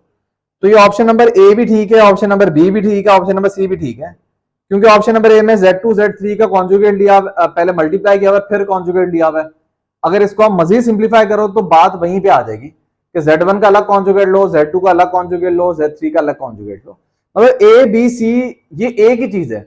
अगर आप इनको सॉल्व करो ना, जो पहला सवाल लिखा हुआ है, तीन कॉम्प्लेक्स नंबर पिक करो जो सवाल में लिखा हुआ है, पहले तीनों को मल्टीप्लाई करो फिर कॉन्जुगेट लो, या option number a b c में जो भी इंस्ट्रक्शन गिवन है, इन सब में सेम ही आंसर मिलेगा आपको। ये लिखने का डिफरेंट तरीका है, ठीक है। तो यहाँ पे ऑल ऑफ द अबव जो है वही ऑप्शन ठीक रहेगा। 43 में आपको Z बोला हुआ कॉम्प्लेक्स नंबर है, बताओ Z मल्टीप्लाई Z कॉन्जुगेट। ये भी अब काफी प्रॉपर्टीज आएंगी, तो मैं प्रॉपर्टीज पहले आप लोगों को डिस्कस थ्योरी में कर चुका हूं। तो जब भी कॉम्प्लेक्स नंबर उसको एक कॉन्जुगेट से मल्टीप्लाई करते हो तो रिजल्ट में आपके पास आता है मॉडुलस का स्क्वायर। ये प्रॉपर्टी मैंने डिस्कस की थी, ऑप्शन नंबर डी यहाँ पे ठीक है। 44 में आपको कॉम्प्लेक्स नंबर दिया हुआ है, बोला हुआ है इस कॉम्प्लेक्स नंबर को इसके कॉन्जुगेट में ऐड करो। कॉम्प्लेक्स नंबर में देखो इमेजिनरी पहले लिखा हुआ है, तो पहले तो आप इसको जनरलाइज फॉर्म में कन्वर्ट कर लो, Z = 3 + 4 आयोटा। अब आप इसका कॉन्जुगेट लो, कॉन्जुगेट आ जाएगा 3 - 4 आयोटा। जब Z और Z कॉन्जुगेट को ऐड करोगे, इमेजिनरी कैंसिल, 3 + 3 6, जो कि ऑप्शन नंबर बी है। 45 में बोला हुआ है कि इसको एक्सप्रेस करो कॉन्जुगेट कोऑर्डिनेट्स की फॉर्म में। तो सिंपल आपने क्या करना है, x की जगह पे पुट करना है z plus z conjugate upon 2, y की जगह पुट करना है z minus z conjugate divide by 2 iota. तो ऑप्शन नंबर नहीं, ऑप्शन नंबर डी ठीक है। z plus z conjugate divide by 2 का वो उस 2 से कैंसिल हो जाएगा और z माइनस, हाँ ऑप्शन नंबर डी जो है वो यहाँ पे ठीक है। इसमें इतना सिंप्लीफाई भी नहीं किया, जस्ट x और y की वैल्यू पुट करो, x की वैल्यू में जो नीचे वाला 2 आ रहा है वो ऊपर वाले से कैंसिल हो जाएगा, दैट्स इट, जो रिजल्ट है वही लिखा हुआ बस। 46 में देखो x और y की वैल्यू दे दी और आपसे पूछा बताओ x square plus y square is equal to a square, इसको कॉन्जुगेट कोऑर्डिनेट्स की फॉर्म में लिखो। एग्जैक्टली ये एग्जांपल क्लास में भी डिस्कस की थी। लेफ्ट हैंड साइड देखो लिखा हुआ है x square plus y square, जब भी आप z को z कॉन्जुगेट से मल्टीप्लाई करते हो रिजल्ट में x square plus y square आता है, जो कि बराबर होता है मॉडुलस के स्क्वायर के। तो इसका एमसीक्यूज पहले मैंने आपको बता दिया, और z मल्टीप्लाई z कॉन्जुगेट बराबर होता है x square plus y square के। तो जो इक्वेशन में लेफ्ट हैंड साइड पे x square plus y square है उसकी जगह पे आप पुट कर दो z मल्टीप्लाई z कॉन्जुगेट। तो ये ऑप्शन नंबर बी जो है वो यहाँ पे ठीक है। 47 में आपको z दिया हुआ, बोला हुआ है कि आर्गुमेंट निकालो। आर्गुमेंट निकालने का सिंपल फॉर्मूला होता है, सबसे पहले तो फर्स्ट क्वाड्रेंट में है, फॉर्मूला क्या होगा, टेंजेंट इनवर्स 5√3 अपॉन 5। तो 5 से 5 कैंसिल, टेंजेंट इनवर्स √3 जो कि 60 के बराबर होता है, pi by 3। Option number D ठीक है, क्योंकि फर्स्ट क्वाड्रेंट में तो आपको कुछ एक्स्ट्रा ऐड सब्ट्रैक्ट करने की जरूरत नहीं है। 48 में ये क्लास में मैंने एग्जांपल डिस्कस की थी, टॉपिक था कि कॉम्प्लेक्स नंबर को डिवाइड और मल्टीप्लाई करना पोलर फॉर्म के अंदर बड़ा इजी होता है। अगर कॉम्प्लेक्स नंबर पोलर फॉर्म में गिवन है और आपको उनको मल्टीप्लाई डिवाइड करना है तो पोलर फॉर्म में बड़ी आसानी से आप कर सकते हो। यहां पे लिखा हुआ है 5 सिस पाई अपॉन 3, सिस का मैंने आप लोगों को बताया हुआ है सिस क्या होता है, कॉस प्लस आयोटा साइन, ठीक है। तो ये बेसिकली न्यूमरेटर में लिखा हुआ है, 5 बाहर है उसको साइड पे रखो, सिस पाई अपॉन 3 का मतलब cos pi upon 3 plus iota sine pi upon 3 numerator में लिखा हुआ है। डिनोमिनेटर में 2 को साइड पे रखो, सिस पाई अपॉन 2 का मतलब cos pi upon 2 plus iota sine pi upon 2। इन चीजों को आपने डिवाइड करना है। तो मैंने उस टॉपिक में बताया था काफी आसान तरीका है। क्या करते हो आप, सबसे पहले जो इनके 5 और 2 है ना, इनको तो आपस में आप डिवाइड कर देते हो, मतलब दोनों कॉम्प्लेक्स नंबर के जो मॉडुलस हैं वो तो डिवाइड हो जाएंगे। तो 5 अपॉन 2 तो एज इट इज साइड पे लिख दो। फिर आप क्या करो, जो इनके आर्गुमेंट है उनको आपस में आपने सब्ट्रैक्ट करना होता है। जो ऊपर लिखा हुआ है मतलब इसका आंसर क्या होगा, सिस जो ऊपर आर्गुमेंट है माइनस जो नीचे वाला आर्गुमेंट है। ये मजीद अगर आपको समझना है तो आप देखो, उस टॉपिक में मैंने डिटेल में बताया था। अगर ये मल्टीप्लाई हो रहे होते तो इनके मॉडुलस मल्टीप्लाई होते और इनके आर्गुमेंट्स ऐड हो जाते हैं, लेकिन ये डिवाइड हो रहे थे, इनके आर्गुमेंट्स क्या हो जाएंगे, सब्ट्रैक्ट हो जाएंगे और मॉडुलस डिवाइड हो जाएंगे। पाई अपॉन 3 60 होता है, ये 90 है, 60 माइनस 90 सिंपल होगा माइनस 30। तो ये हो जाएगा सिस माइनस 30 मतलब माइनस पाई बाय 6। और सिस के अंदर से आप माइनस ही निकाल सकते हैं क्योंकि सिस कोई फंक्शन नहीं है, शॉर्ट फॉर्म है। सिस माइनस पाई अपॉन 6 का मतलब cos minus pi upon 6 plus iota sign minus pi upon 6। अच्छा यहां पे इन्होंने सिंप्लीफाई भी किया है, ठीक है। तो इसको बिल्कुल सिंप्लीफाई करके हम लिखते हैं, सिस माइनस पाई अपॉन 6 का मतलब क्या बताया, कॉस माइनस पाई अपॉन 6 जो कि बराबर होता है √3 अपॉन 2 के, plus iota sign minus pi upon 6 जो कि बराबर होता है -1 अपॉन 2 के, ठीक है। तो अंदर 2 है और बाहर 2 है, ये 4 हो जाएगा। तो 5√3 माइनस 5 आयोटा डिवाइडेड बाय 4, मतलब जब आप यहां पे एलसीएम लोगे 2 एलसीएम आएगा, ऊपर होगा √3 माइनस आयोटा, नीचे वाला 2 से मल्टीप्लाई होकर 4, 5 मल्टीप्लाई होगा तो 5√3 माइनस 5 आयोटा। ये अच्छा इन्होंने एलसीएम भी ब्रेक किया हुआ है, तो हो जाएगा 5√3 upon 4 minus 5 upon 4 iota, 5√3 upon 4 minus 5 upon 4 iota. Option number D यहाँ पे ठीक है। 49 में बोला है इमेजिनरी पार्ट बताओ, सिंपल सी बात है, इसको मल्टीप्लाई करते हैं, आयोटा को मल्टीप्लाई करो, ये हो जाएगा 3 आयोटा, आयोटा को 5 आयोटा स्क्वायर से करो, ये हो जाएगा 5 iota cube. Iota cube minus iota होता है, तो 5 आयोटा क्यूब हो जाएगा माइनस 5 आयोटा।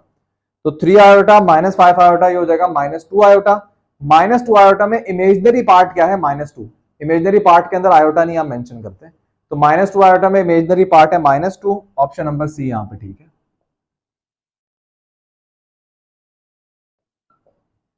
50 में आपको Z1 दिया हुआ है, Z2 दिया हुआ है और बोला हुआ है जस्ट डिवाइड करो, कोई बड़ी बात नहीं है, आसानी से आप लोग डिवाइड कर सकते हो। इसका आंसर क्या होगा, ये बड़ा मसला है, 4 minus 3 iota upon -1 plus 2 iota.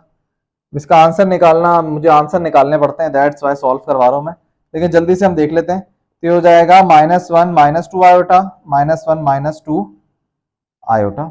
तो सॉल्व करो, ये हो जाएगा -4, अच्छा -8 आयोटा प्लस 3 आयोटा, ये हो जाएगा -5 आयोटा, 6 आयोटा स्क्वायर, और नीचे 1 + 4 है, तो हो जाएगा -10 -5 आयोटा अपॉन 5, -10 -5 आयोटा अपॉन 5, तो 5 कॉमन लोगे, ये हो जाएगा -2 माइनस आयोटा। ये आपको नजर आ रहा है ऑप्शन नंबर सी के अंदर। 51 में लिखा हुआ है any integral power of iota can not give. देखो आयोटा की पावर जो है ना वो आपको आंसर में 4 चीजें देंगी, या तो आंसर में आयोटा मिलेगा आपको, चाहे आयोटा की कोई भी आप पावर कर दो, कोई भी इंटीजर पावर पॉजिटिव नेगेटिव, या तो आंसर में आयोटा मिलेगा, या आंसर में माइनस आयोटा मिलेगा, या 1 मिलेगा, या -1 मिलेगा। ये 4 ही ऑप्शन है यहाँ पे, ठीक है। अगर इन किसी और फॉर्म में आ रहे ना, कोई और एक्सप्रेशन लिखी हुई है 1 आयोटा या 1/2 आयोटा, इस टाइप का लिखा हुआ है, 1/2 आयोटा तो खैर नहीं आ सकता, तो 1 आयोटा आ जाएगा, या फॉर एग्जाम्पल 1 आयोटा आ जाएगा, तो इनको भी आप इन फॉर्म में कन्वर्ट कर लोगे। कभी भी आयोटा की पावर में आप ये नहीं देखोगे कि आपके पास आंसर जो है वो लेट से फॉर एग्जाम्पल 2 आ रहा है, 3 आ रहा है, -4 आ रहा है, ये कभी भी नहीं आ रहा होता, ठीक है। तो अब आप इन ऑप्शन में देखो, इन ऑप्शन में वो पूछ रहे हैं कि आपको क्या आंसर नहीं मिलेगा।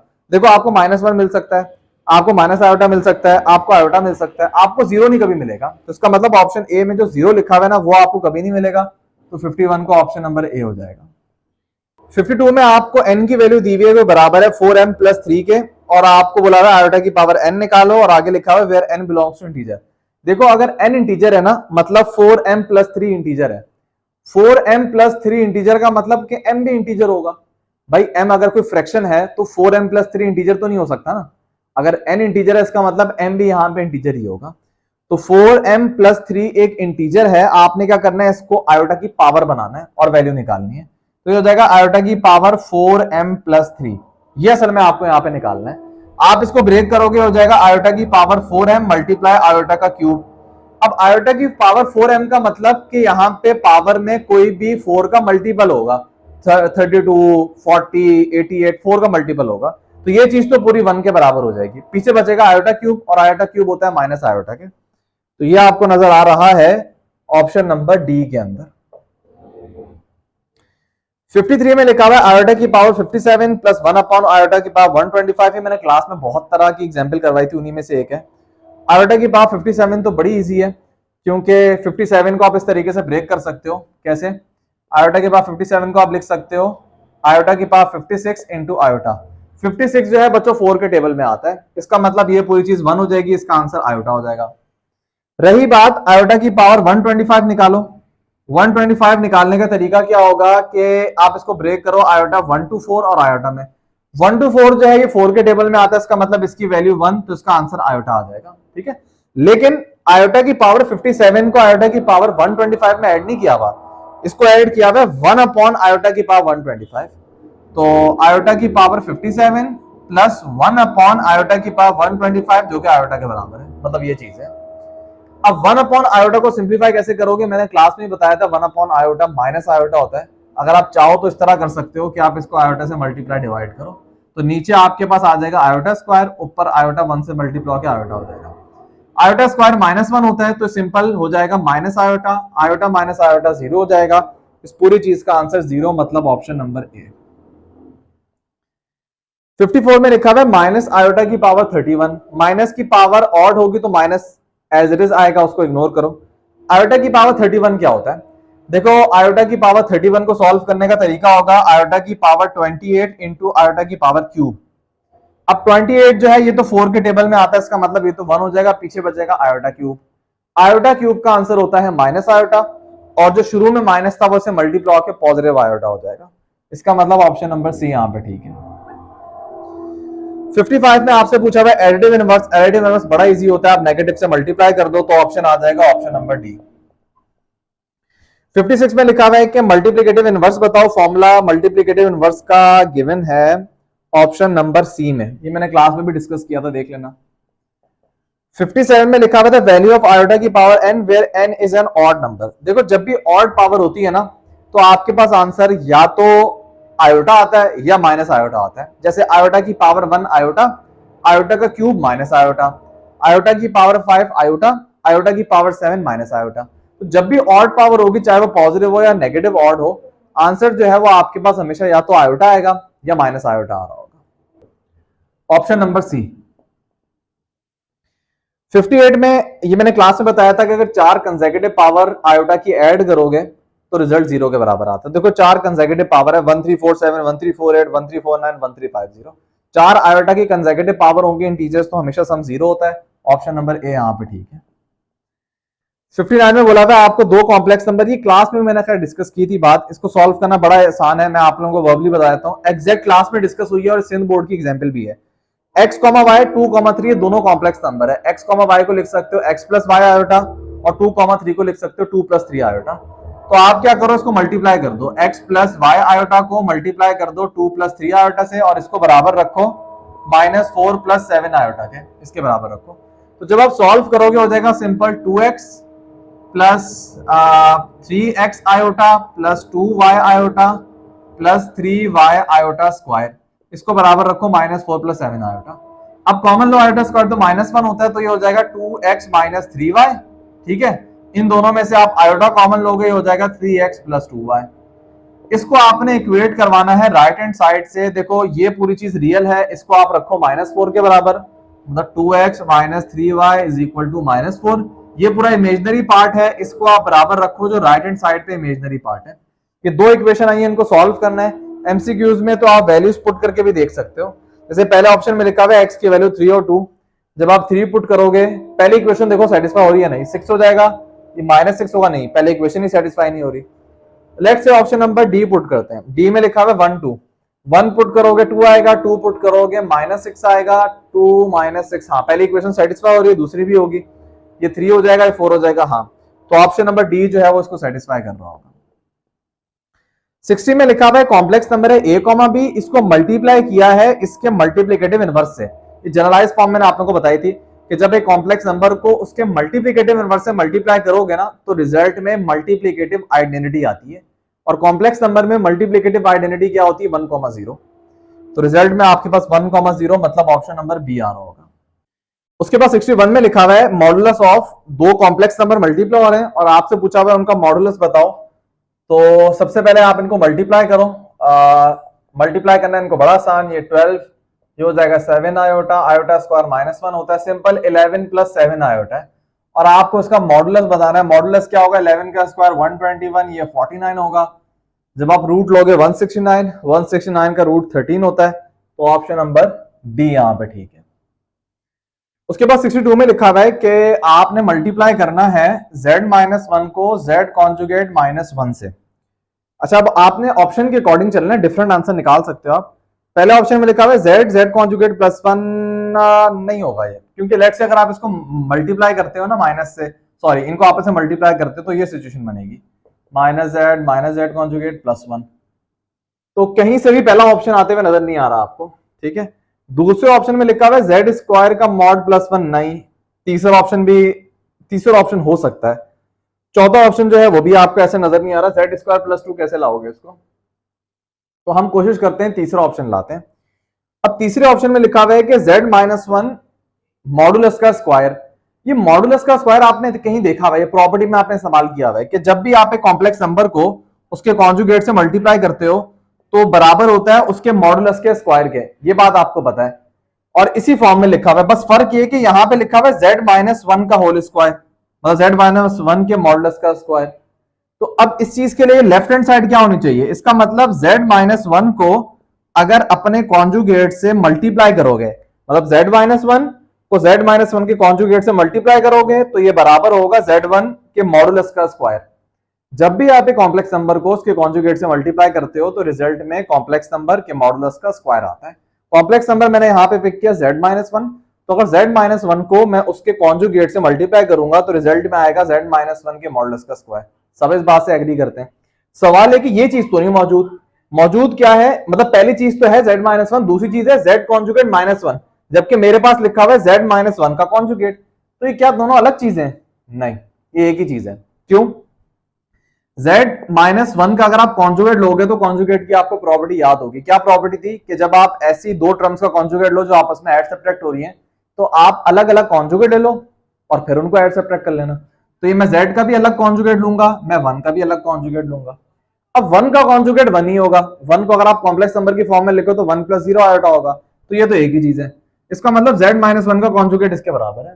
तो सवाल में ये चीज लिखी हुई थी, आप इसको इस तरह लिखो या आप इसको इस तरह लिखो, बात एक ही है, और ये पूरी चीज बराबर होगी इसके। तो इस तरीके से आपको पता चलेगा कि ऑप्शन नंबर सी ठीक है।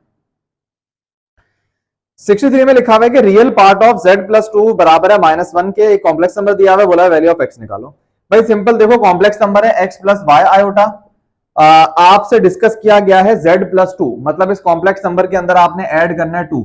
ये तो पूरी वैल्यू z की है ना, z के अंदर आपने ऐड करना है 2, ठीक है। सिंप्लीफाई करो, रियल इसमें क्या है x प्लस टू और इमेजिनरी नंबर है y आयोटा, तो ये पूरी चीज है z प्लस टू, ठीक है। सवाल में कंडीशन क्या थी, रियल पार्ट आर ई का मतलब रियल पार्ट ऑफ जो भी आगे कॉम्प्लेक्स नंबर है, real part of z plus two, real part of z plus two क्या है, x प्लस टू। ये किसके बराबर है, सवाल में लिखा हुआ था -1 के बराबर है, कि z प्लस टू का जो रियल पार्ट है वो -1 के बराबर है, तो मैंने रियल पार्ट को -1 के बराबर रख दिया। यहां से आपने x की वैल्यू निकालनी है, x की वैल्यू -3 आ रही है, ऑप्शन नंबर बी। 64 में लिखा हुआ 1 प्लस, अच्छा इसको मल्टीप्लाई करना है 1 प्लस आयोटा बड़ा इजी होता है, इसको सॉल्व करना मुश्किल नहीं है।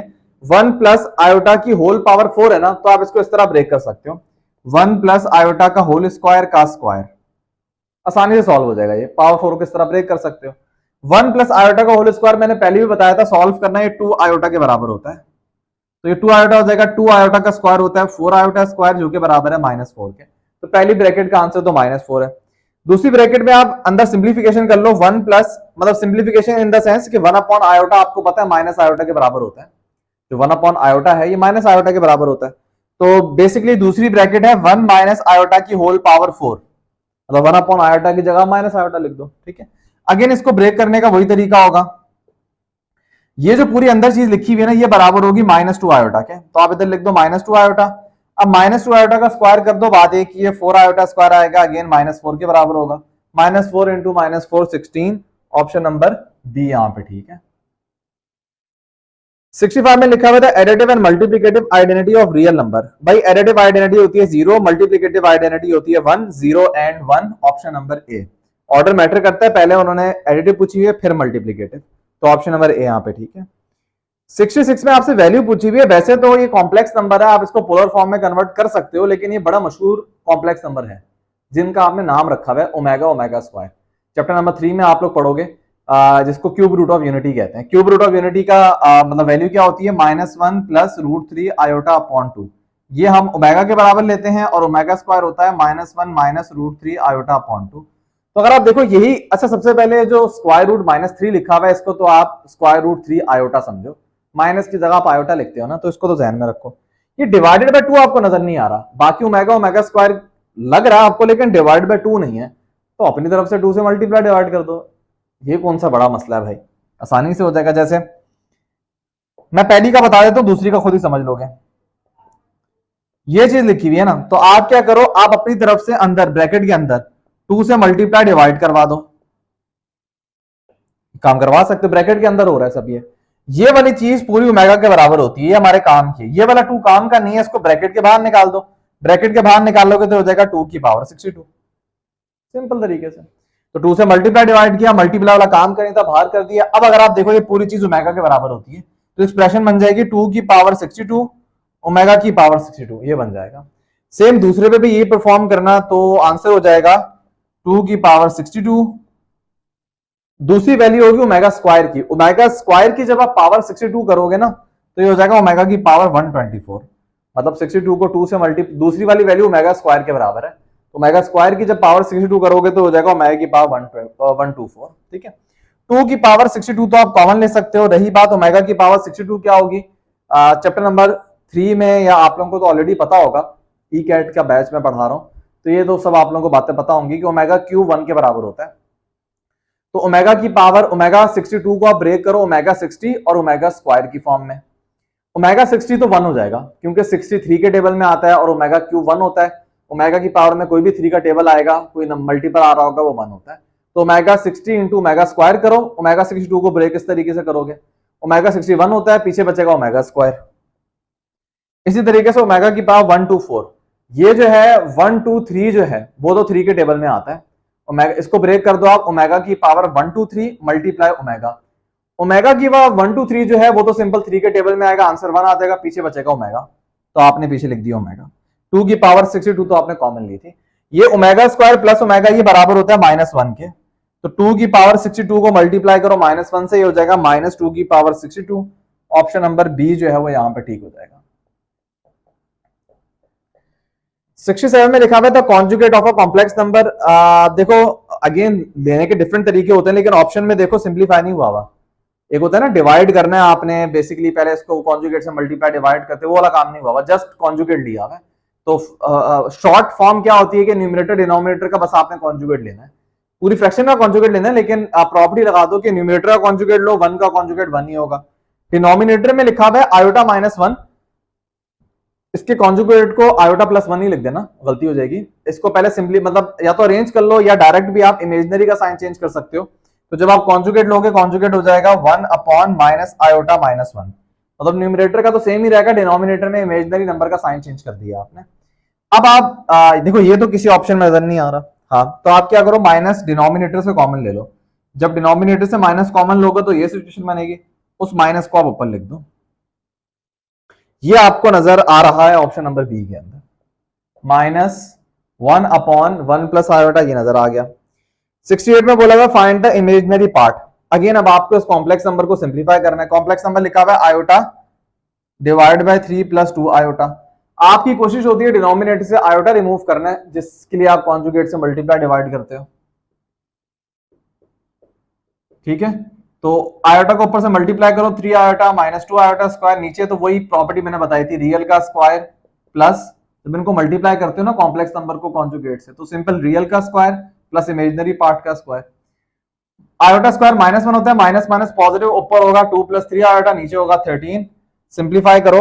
अच्छा आपको इमेजिनरी पार्ट बताना था, तो एलसीएम ब्रेक करोगे ना तो 2/13 और 3/13 आयोटा, ये कॉम्प्लेक्स नंबर बनेगा ना। तो इमेजिनरी पार्ट है इसका 3/13। अगेन इमेजिनरी पार्ट में आयोटा मेंशन नहीं करते, आयोटा के साथ जो लिखा था वो बताते हो। तो इमेजिनरी पार्ट है 3/13, ऑप्शन नंबर सी। 69 में आपको कॉम्प्लेक्स नंबर दिया हुआ है z, और आपको ये चीज मालूम करने को बोली है, आयोटा माइनस z कॉन्जुगेट पूरा कॉन्जुगेट आयोटा प्लस z। देखते हैं, वैल्यू पुट करते हैं। Iota minus z conjugate, z है x + y आयोटा, इसका कॉन्जुगेट होगा x - y आयोटा। इसका कॉन्जुगेट जब लोगे तो पॉजिटिव हो जाएगा। नहीं, एक सेकेंड, मैंने ऑलरेडी कॉन्जुगेट ले लिया। मैं देखो यहां पे आपको पुट करना था z का कॉन्जुगेट, z है x + y आयोटा, तो इसका कॉन्जुगेट क्या होगा, x - y आयोटा। तो ये मैंने वैल्यू पुट कर दी z कॉन्जुगेट की, मुझे इस पूरी चीज का कॉन्जुगेट लेना है। डिनोमिनेटर में अगेन z की वैल्यू पुट कर दो, x + y आयोटा। सॉल्व करो, iota minus x + y iota नीचे है। अब देखो नीचे रियल तो x है, और इन दोनों में से आयोटा कॉमन ले लो तो 1 + y आयोटा हो जाएगा। अच्छा जी, उसके बाद ऊपर क्या है, ऊपर से मुझे इस चीज का भी कॉन्जुगेट लेना है, ठीक है। आप क्या सिंप्लीफिकेशन कर सकते हो, -x अपनी जगह पे, अगेन इन दोनों में से आयोटा कॉमन लोगे तो 1 + y आयोटा आ जाएगा, ये ठीक है। अभी भी कॉन्जुगेट लिया नहीं है मैंने, डिनोमिनेटर ऐसी। अब नेक्स्ट स्टेप में मैं कॉन्जुगेट लेता हूं, ये रियल नंबर है, ये इमेजिनरी नंबर है, दरमियान का साइन चेंज कर दो, ये सिचुएशन आएगी। तो अगर आप देखो इसको कोई सिंप्लीफाई ऐसा करने की जरूरत नहीं है, आप जस्ट ऊपर माइनस कॉमन ले लोगे, जब माइनस कॉमन लोगे तो ये सिचुएशन बन जाएगी। तो न्यूमरेटर डिनोमिनेटर सेम हो जाएगा, तो डायरेक्ट कैंसिल हो जाएंगे, पीछे बचेगा 1, मतलब -1 इसका आंसर आ जाएगा। ऑप्शन नंबर डी यहाँ पे ठीक है। 70 में लिखा हुआ है, अच्छा ये मैंने आप लोगों को क्लास में बताया था, फैक्टराइजेशन किस तरह करते हैं, तो बड़ा इजी है, मैंने क्यूबिक वाले को भी आपको बताया था, देख लेना क्लास में जाके। 3x स्क्वायर को आप ब्रेक करोगे √3x के होल स्क्वायर में, दरमियान में आप माइनस लगाओगे। आप अपनी तरफ से जब माइनस लगा रहे हो तो कंपनसेट करने के लिए दूसरी टर्म के साथ आप लगाओगे आयोटा स्क्वायर, अगेन क्लास में मैंने बताई थी ये बात। तो दूसरी टर्म को ब्रेक करोगे √8y आयोटा, और इन सब के ऊपर आप स्क्वायर लगाओगे, दरमियान में नेगेटिव है। तो जब a square minus b square का फॉर्मूला लगाओगे तो आंसर आएगा √3x + √8y आयोटा, फिर होगा मल्टीप्लाई, मतलब एक और ब्रैकेट होगी √3x - √8y आयोटा। तो ये आप देख लेते हैं किस ऑप्शन में लिखा हुआ है। √8 को आप 2√2 भी कहते हो। ऑप्शन नंबर बी गलत है, क्योंकि उसमें दूसरे फैक्टर में √3 लिखा हुआ है। ऑप्शन नंबर सी ठीक है। हाँ, आप इसको सॉल्व करना, एग्जैक्ट ऑप्शन नंबर सी आपके पास आ रहा होगा। 71 में लिखा हुआ है, आपको एक इक्वेशन दी हुई है और बोला हुआ है इसमें x और y की वैल्यू निकालो। इक्वेशन है x plus 3 iota is equal to 2y iota. आप कंपेयर करवाओ, देखो राइट हैंड साइड पे रियल पार्ट नहीं है तो रियल पार्ट की जगह आप 0 पुट कर सकते हो। तो जो लेफ्ट हैंड साइड पे रियल पार्ट है उसको कंपेयर करवाओ राइट हैंड साइड पे, तो यहां से x की वैल्यू 0 आ जाएगी। लेफ्ट हैंड साइड पे इमेजिनरी पार्ट 3 है, राइट हैंड साइड पे इमेजिनरी पार्ट 2y है, यहां से y की वैल्यू निकालो 3/2 आ जाएगी। तो 0 और 3/2 ऑप्शन नंबर डी यहां पे ठीक है। अगेन पहले आपको x बताना है फिर आपको y की वैल्यू बतानी है, that's why option number D होगा। 72 में बोला था रियल एंड इमेजिनरी पार्ट। यार अब ये बहुत इस किस्म के, लेकिन मुझे आंसर भी निकालना है, आप लोगों के पास सॉल्व करना पड़ेगा मुझे, वरना मुझे आंसर की बनाने में बाद में सॉल्व करना पड़ेगा। तो अगेन डिवाइड करना है, इन्होंने बोला है रियल और इमेजिनरी पार्ट बताओ, तो वो कैसे बताओगे, जब आप इसको वही दो कॉम्प्लेक्स नंबर को डिवाइड करोगे खुद ही पता चल जाएगा आपको। तो डिनोमिनेटर के कॉन्जुगेट से मल्टीप्लाई डिवाइड कर दो। √5 प्लस आयोटा, √5 प्लस आयोटा ये हो जाएगा simple a plus b whole square, तो ये जाएगा 5 plus 2 √5 iota plus iota square, और डिनोमिनेटर में √5 का स्क्वायर 5 माइनस 1 का स्क्वायर 1, ये हो जाएगा आयोटा स्क्वायर -1 होता है, ऊपर हो जाएगा 4 2 √5 आयोटा, नीचे हो जाएगा 6, 2 कॉमन लेके नीचे से कैंसिल कर देना, तो फाइनल आंसर आ जाएगा 2 प्लस √5 आयोटा अपॉन 3। तो रियल पार्ट है 2/3, इमेजिनरी पार्ट है √5/3, ऑप्शन नंबर सी।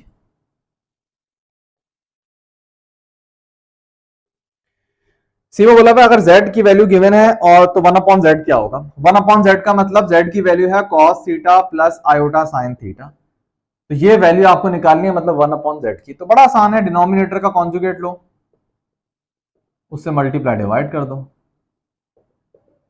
तो न्यूमिनेटर में तो एज इट इज आ जाएगा cos theta minus iota sine theta, numerator में आ जाएगा, डिनोमिनेटर में वही एक कॉम्प्लेक्स नंबर अपने कॉन्जुगेट से मल्टीप्लाई हो रहा है, रिजल्ट में रियल पार्ट का स्क्वायर प्लस इमेजिनरी पार्ट का स्क्वायर, और ये तो फेमस ट्रिग्नोमेट्रिक आइडेंटिटी है, 1 हो जाएगा, तो ऊपर बचेगा cos theta minus iota sine theta, ये आपको नजर आएगा ऑप्शन नंबर बी के अंदर। 74 में, हाँ 74 थोड़ा ट्रिकी है, लेकिन आप इसको आसानी से डिवाइड कर सकते हो सिज कॉस सिज वाली नोटेशन में लाके। दो कॉम्प्लेक्स नंबर को डिवाइड किया हुआ है, जब आप इस पे डिमॉवर थ्योरम अप्लाई कर दोगे फिर आपने इसको डिवाइड करना है। पहली वाली चीज जो लिखी हुई है न्यूमिनेटर, न्यूमिनेटर को आप इस तरह लिख सकते हो सिज 2 थीटा है ना, अगर आप डायरेक्ट डिमॉवर थ्योरम अप्लाई कर दो, न्यूमिनेटर पे जब डायरेक्ट डिमॉवर थ्योरम अप्लाई करोगे 5 मल्टीप्लाई होगा तो ये 2 थीटा हो जाएगा 10 थीटा, तो ऊपर आ जाएगा cos 10 theta plus iota sine theta, जिसको आप सिज की नोटेशन में इस तरह लिख सकते हो सिज 10 थीटा। इसी तरह डिनोमिनेटर में लिखा हुआ है जब 3 मल्टीप्लाई होगा तो ये हो जाएगा 6 थीटा, सिज की फॉर्म में आप इस तरह लिख सकते हो।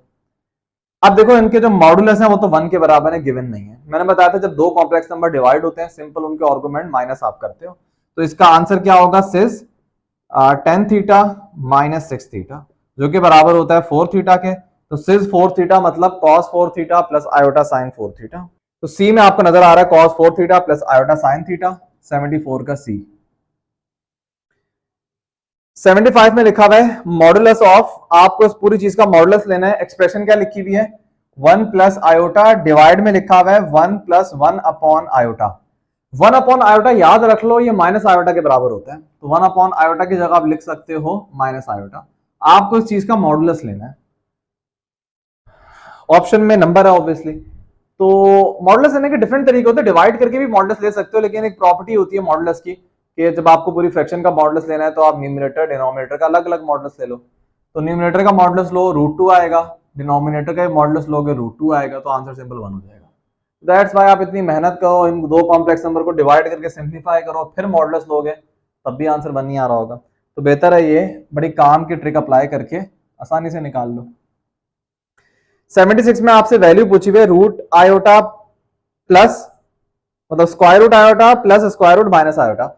देखो स्क्वायर रूट आयोटा जो है ना वो किसके बराबर होता है, मैंने क्लास में पूरा निकाल के दिखाया है आप लोगों को, ये आप लोग आखिरी लेक्चर जो था उसमें जाके देख लेना, मैं दोबारा डिटेल में नहीं बता रहा, बस आयोटा को आप इस फॉर्म में लिखो ना और इस तरह इसका स्क्वायर रूट लगाओ, मैंने स्क्वायर रूट का फॉर्मूला भी बताया हुआ है और ये सवाल थ्योरी में भी बताया हुआ है, तो ये दोबारा मैं नहीं बता रहा। इस तरीके से आप जब स्क्वायर रूट का फॉर्मूला लगाओगे इसका मॉडुलस तो 1 है, तो 1 प्लस 0 1/2 और 1 माइनस 1/√2, हाँ तो इसका आंसर सिंपल होता है plus minus 1 plus iota upon √2, ये होता है आयोटा का स्क्वायर रूट, जबकि दूसरा किसका निकालना है स्क्वायर रूट माइनस आयोटा, इसका होता है plus minus 1 minus iota upon root two, ये दो होते हैं।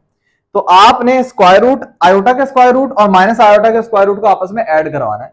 अब देखो इसकी चार पॉसिबिलिटी बनेंगी, वो चार पॉसिबिलिटी कौन सी है सब बता देता हूं मैं, क्योंकि सवाल में एम्बिग्युइटी है, इसका मतलब चारों पॉसिबिलिटी बन सकती हैं। अब किस पॉसिबिलिटी की बात हो रही है वो ऑप्शन में आप देखोगे, जैसे पॉजिटिव वैल्यू लो आप और नेगेटिव वैल्यू लो, दो वैल्यू ले सकते हो ना। तो पॉजिटिव वैल्यू लोगे तो एज इट इज ऐसी रहेगा कि 1 plus iota upon root two, और इसकी भी पॉजिटिव ले लो 1 minus iota upon root two. तो जब 1 plus iota upon root two और 1 minus iota upon root two को आप सॉल्व करोगे ना, आपस में ऐड करोगे, तो देखो आयोटा अपॉन रूट टू वाली टर्म कैंसिल हो जाएगी, 1 upon root two 1 upon root two, ये हो जाएगा 2 अपॉन रूट टू। तो एक तो आंसर इसका ये आ सकता है। लेट से आप इसकी भी नेगेटिव वैल्यू लो और इसकी भी नेगेटिव वैल्यू लो, जब इसकी नेगेटिव वैल्यू लोगे दोनों नेगेटिव हो जाएंगे, इसकी वैल्यू लोगे ये नेगेटिव ये पॉजिटिव हो जाएगा। तो यहां पे आयोटा पॉजिटिव होगा, यहां पे आयोटा नेगेटिव हो जाएगा, अगेन ये कैंसिल हो जाएंगे, यहां पे -1 यहां पे -1, मतलब -1 upon root two -1 upon root two. Solve करना आंसर आ रहा होगा -2 अपॉन रूट टू। तो ये वाला आंसर भी पॉसिबल है। अच्छा और भी आंसर पॉसिबल है, वो ये है कि लेट से इसकी पॉजिटिव ले लो, इसकी नेगेटिव ले लो, इसकी नेगेटिव इसकी पॉजिटिव। तो इन वाले केसेस में ना जो 1 अपॉन रूट टू वाली टर्म है ये कैंसिल हुआ करेगी, तो आपके पास दूसरी टर्म्स आ जाएंगी। जैसे फॉर एग्जांपल इसकी पॉजिटिव और इसकी नेगेटिव वैल्यू को ऐड करोगे ना, तो -1 upon root two 1 upon root two cancel हो जाएगा, आयोटा अपॉन रूट टू और minus minus positive iota upon root two, तो ये हो जाएगा 2 आयोटा अपॉन रूट टू। इसी तरह एक वैल्यू आपके पास आ जाएगी -2 आयोटा अपॉन रूट टू। तो चार वैल्यूज पॉसिबल है इसकी। एमसीक्यूज में बातें क्लियर ही नहीं है, तो अब आपने ऑप्शन के हिसाब से चलना है। पहली बात 2 अपॉन रूट टू तो आपको कहीं भी नजर नहीं आ रहा, ये 2 upon root two simple root two के बराबर होता है, इतनी बेसिक मैथ आनी चाहिए। 2 अपॉन रूट टू को आप सिंप्लीफाई करो, रूट टू से मल्टीप्लाई डिवाइड करो, रूट टू ये सिंपल 2 हो जाएगा जो कि ऊपर वाले से कैंसिल, तो आंसर जस्ट आपके पास रूट टू आएगा। तो 2 अपॉन रूट टू को आप सिंपल रूट टू लिख सकते हो। तो बेसिकली इसके चार आंसर है, plus minus root two iota, ये जो मैंने यहाँ पे लिखे हैं। अब आपने देखना ऑप्शन में क्या लिखा हुआ है। ऑप्शन में यहाँ पे प्लस माइनस रूट टू लिखा हुआ है और कोई भी अच्छा ऑप्शन नहीं है, नन ऑल ऑफ दीज ऐसा कुछ भी नहीं है, तो ऑप्शन के मुताबिक आप चलना और यहाँ पे बी लिख देना। 77 में लिखा हुआ है कॉम्प्लेक्स नंबर गिवन है, आपको बोला हुआ है ऐसा कॉम्प्लेक्स नंबर z जो सेटिस्फाई करे इस इक्वेशन को, मतलब वो z कहां पे लाई कर रहा है, x एक्सिस पे y एक्सिस पे क्या।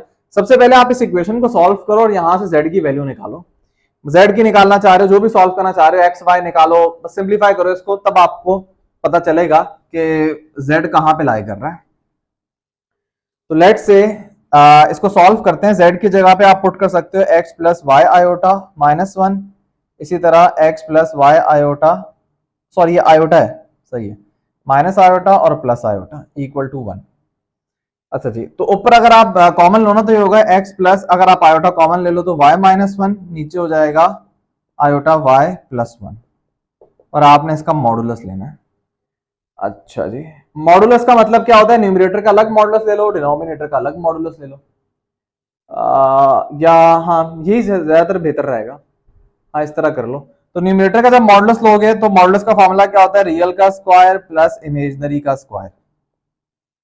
इसी तरह डिनोमिनेटर में क्या होगा, ये जो पूरी चीज डिनोमिनेटर में ना इसका करो, ये हो जाएगा x square plus y plus 1 का होल स्क्वायर, और यहां पे आएगा 1, ठीक है।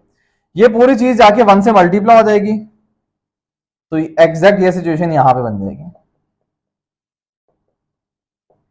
दोनों इक्वालिटी है, आप रूट को कैंसिल कर सकते हो यहाँ पे, अच्छा जी, एक्स स्क्वायर को कैंसिल कर सकते हो, सेम है।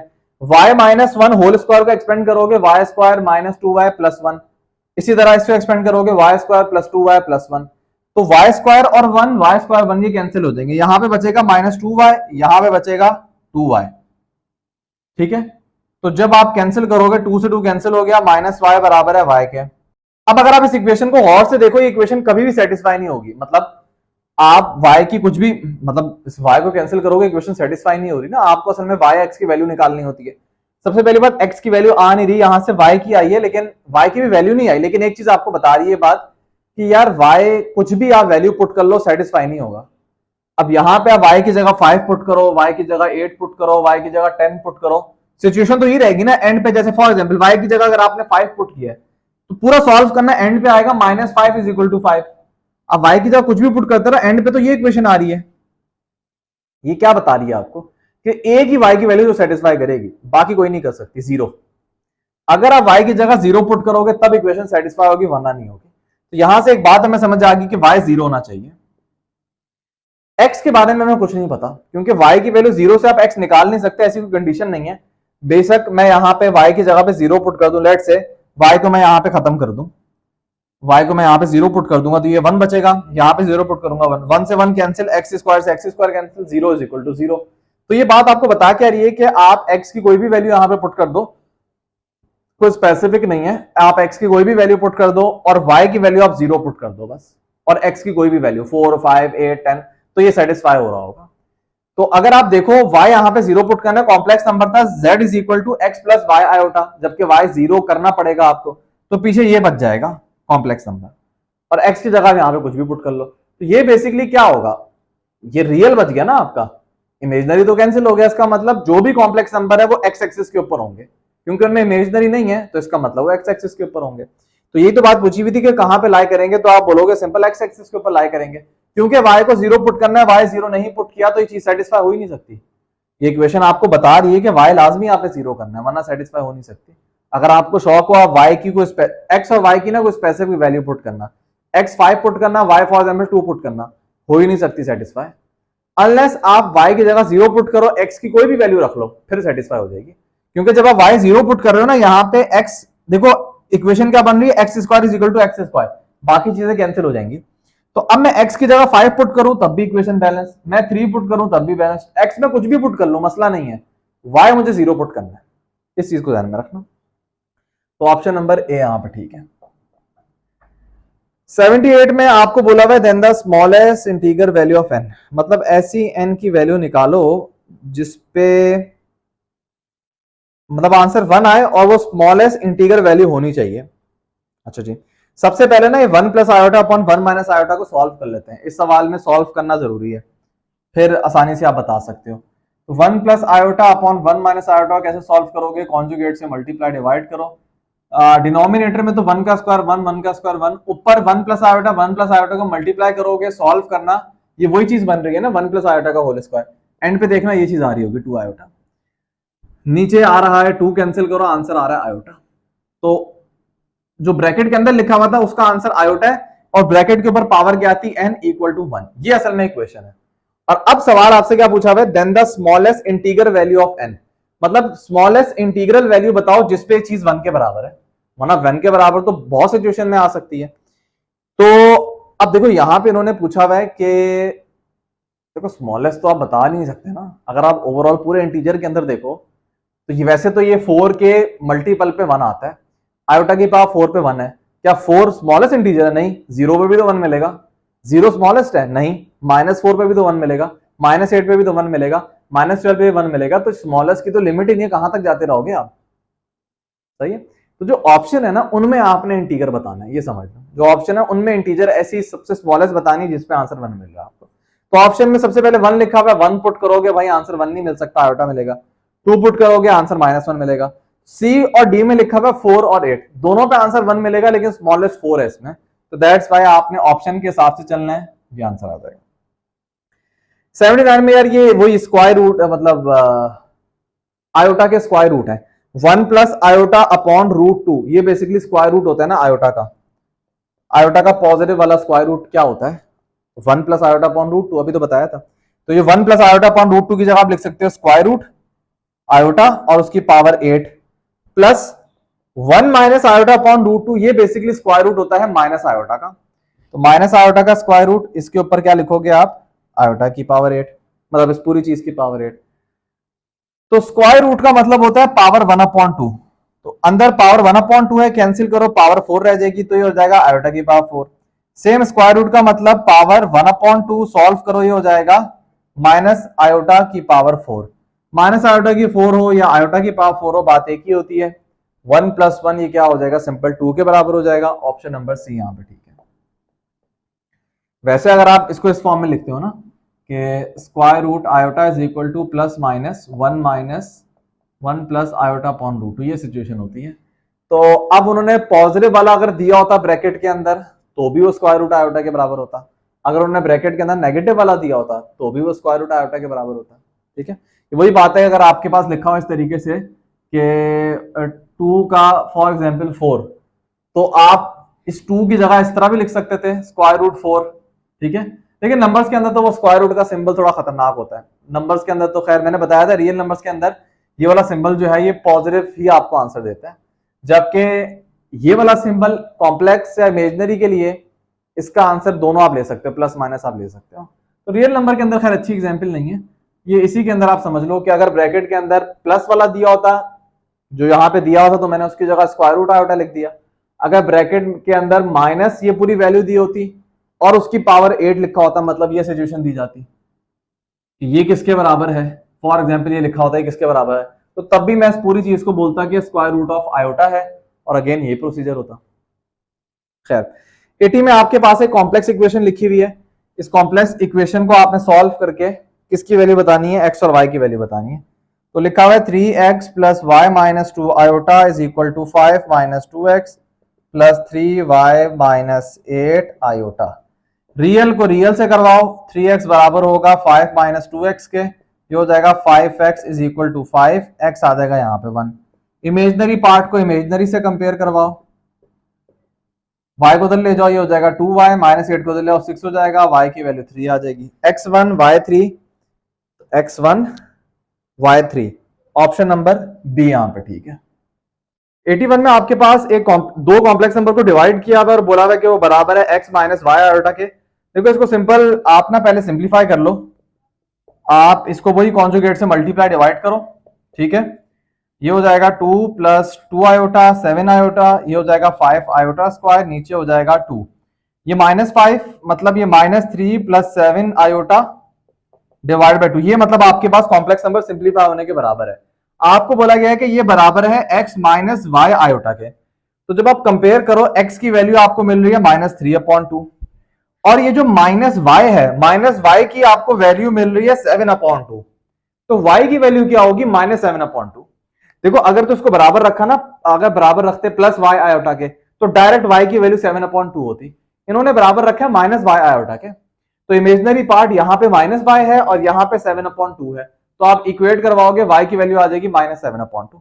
तो दोनों की नेगेटिव वैल्यू है और ऑप्शन नंबर डी यहाँ पे ठीक होगा, -3/2 -7/2। 82 में समीशन नोटेशन और आपके पास गिवन क्या है, n से लेकर 13 तक जाना है आपने। सबसे पहले आयोटा में आयोटा की पावर n है, n की जगह 1 पुट करो और n प्लस 1 है, 1 पुट करोगे आयोटा स्क्वायर हो जाएगा। ये n की वैल्यू 1 जब आप पुट करोगे पूरे फंक्शन के अंदर, तो ये सिचुएशन होगी। समीशन नोटेशन ये चैप्टर नंबर 7-8 में आपने देखी भी है, वहां पे मैंने बताया है, तो वैसे भी आप लोगों को पता होनी चाहिए। तो इसमें क्या होता है कि आप n की जगह वैल्यूज पुट करते हो और उनको आपस में ऐड कर रहे होते हो। सबसे पहले जब आप n की जगह 1 पुट करोगे तो ये सिचुएशन आएगी, n की जगह जब आप 2 पुट करोगे तो आपके पास आएगा आयोटा स्क्वायर आयोटा क्यूब, ये सिचुएशन बन रही होगी। अच्छा, इसी तरह जब आप n की जगह 3 पुट करोगे सिचुएशन बनेगी आयोटा 3 प्लस आयोटा 4। करते करते जाओ, आखिरी वैल्यू आपको n की जगह 13 पुट करना है, तो ये हो जाएगा आयोटा की पावर 13 प्लस आयोटा की पावर 14, ये आखिरी है। अगर आप ऑब्जर्व करो हर चीज 2 दफा यहाँ पे आ रही है, आयोटा को इग्नोर कर दो, इसको भी इग्नोर करो और आयोटा 14 को इग्नोर करो, बाकी हर चीज 2 दफा आ रही है।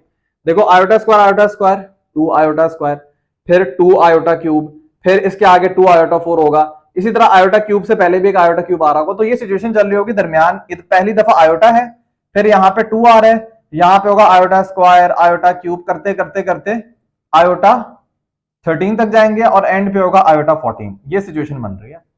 इसका आंसर बड़ा इजी है। देखो आयोटा 4 कंसेक्यूटिव पावर किसके बराबर होती है, 0 के बराबर होती है। तो पावर 2 3 4 5 0 हो जाएगा, 6 7 8 9 0 हो जाएगा, 10 11 12 13 0 हो जाएगा। मतलब ये पूरी चीज जो है ना वो यहाँ पे 0 के बराबर हो जाएगी। यहाँ पे बचेगा आयोटा, यहाँ पे बचेगा आयोटा 14। आयोटा 14 क्या होगा, 14 को आप ब्रेक कर सकते हो iota square into iota, sorry iota की पावर 12 इंटू आयोटा स्क्वायर, ठीक है। और ये पूरी चीज 1 हो जाएगी, आयोटा स्क्वायर बचेगा, आयोटा स्क्वायर -1 होता है, आयोटा पहले बचा हुआ था, तो -1 plus iota, option number B यहाँ पे ठीक है। 83 में आपको बोला हुआ है कि वैल्यू निकालो इसकी, आयोटा की पावर 4n प्लस 1, आयोटा की power 4n minus 1 divided by 2। Iota की पावर 4n मल्टीप्लाई आयोटा, इसी तरह इसको ब्रेक करो, आयोटा की पावर 4n मल्टीप्लाई आयोटा की पावर -1, ये पूरी चीज 1 हो जाएगी, ये पूरी चीज 1 हो जाएगी। ऊपर बचेगा आयोटा, साथ बचेगा आयोटा -1/2। That's it. आयोटा की पावर -1 का मतलब 1 अपॉन आयोटा, और 1 अपॉन आयोटा होता है माइनस आयोटा के बराबर, माइनस माइनस पॉजिटिव हो जाएगा, तो 2 आयोटा अपॉन 2 मतलब सिंपल आयोटा हो जाएगा।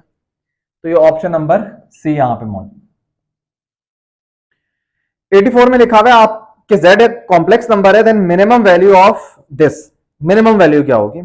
देखो यहां पे मॉडुलस लिखा हुआ है, मॉडुलस हमेशा पॉजिटिव होता है या जीरो होता है, इस चीज को ध्यान में रखना। तो मिनिमम वैल्यू अगर आप यहां पे निकालना चाह रहे हो ना मॉडुलस की, तो उसी वक्त होगी जब z आपका जीरो है। खुद सोचो, जब z की जीरो के अलावा कोई भी वैल्यू होगी, तो जब आप उसका स्क्वायर करोगे चीजें ऐड होंगी, क्योंकि देखो ये दोनों चीजें कभी नेगेटिव तो नहीं हो सकती ना, इन दोनों चीजों का आंसर पॉजिटिव रहेगा। सबसे पहली बात, ये भी पॉजिटिव ये भी पॉजिटिव, दो नंबर जब पॉजिटिव ऐड होते हैं तो जाहिर सी बात है आंसर बड़ा आता जाता है, जितने बड़े होते जाएंगे वो।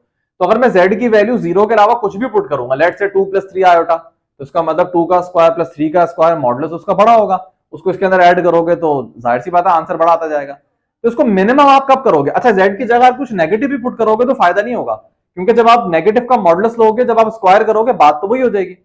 अब z की जगह लेट से आप 2 पुट करो या z की जगह -2 पुट करो, मॉडुलस लेते हुए 2 का स्क्वायर -2 का स्क्वायर करोगे आप। तो सिर्फ रियल पुट कर दो या सिर्फ इमेजिनरी पुट कर दो या रियल प्लस इमेजिनरी पुट कर दो, चीजें बड़ी होती जाएंगी। मिनिमम कब होगी? जब इस वैल्यू को आप खत्म कर दो, z को जीरो कर दो आप, ये मिनिमम है। z जीरो के अलावा आप कुछ भी पुट करोगे ना तो चीजें ऐड होकर बड़ी होंगी। मिनिमम वैल्यू आपको क्या मिलेगी? जब z की जगह जीरो पुट करो, जीरो का मॉडुलस जीरो, यहां पे जीरो पुट करो, पीछे बचेगा -1 और -1 का मॉडुलस 1 होगा, तो मिनिमम वैल्यू आपको 1 मिलेगी।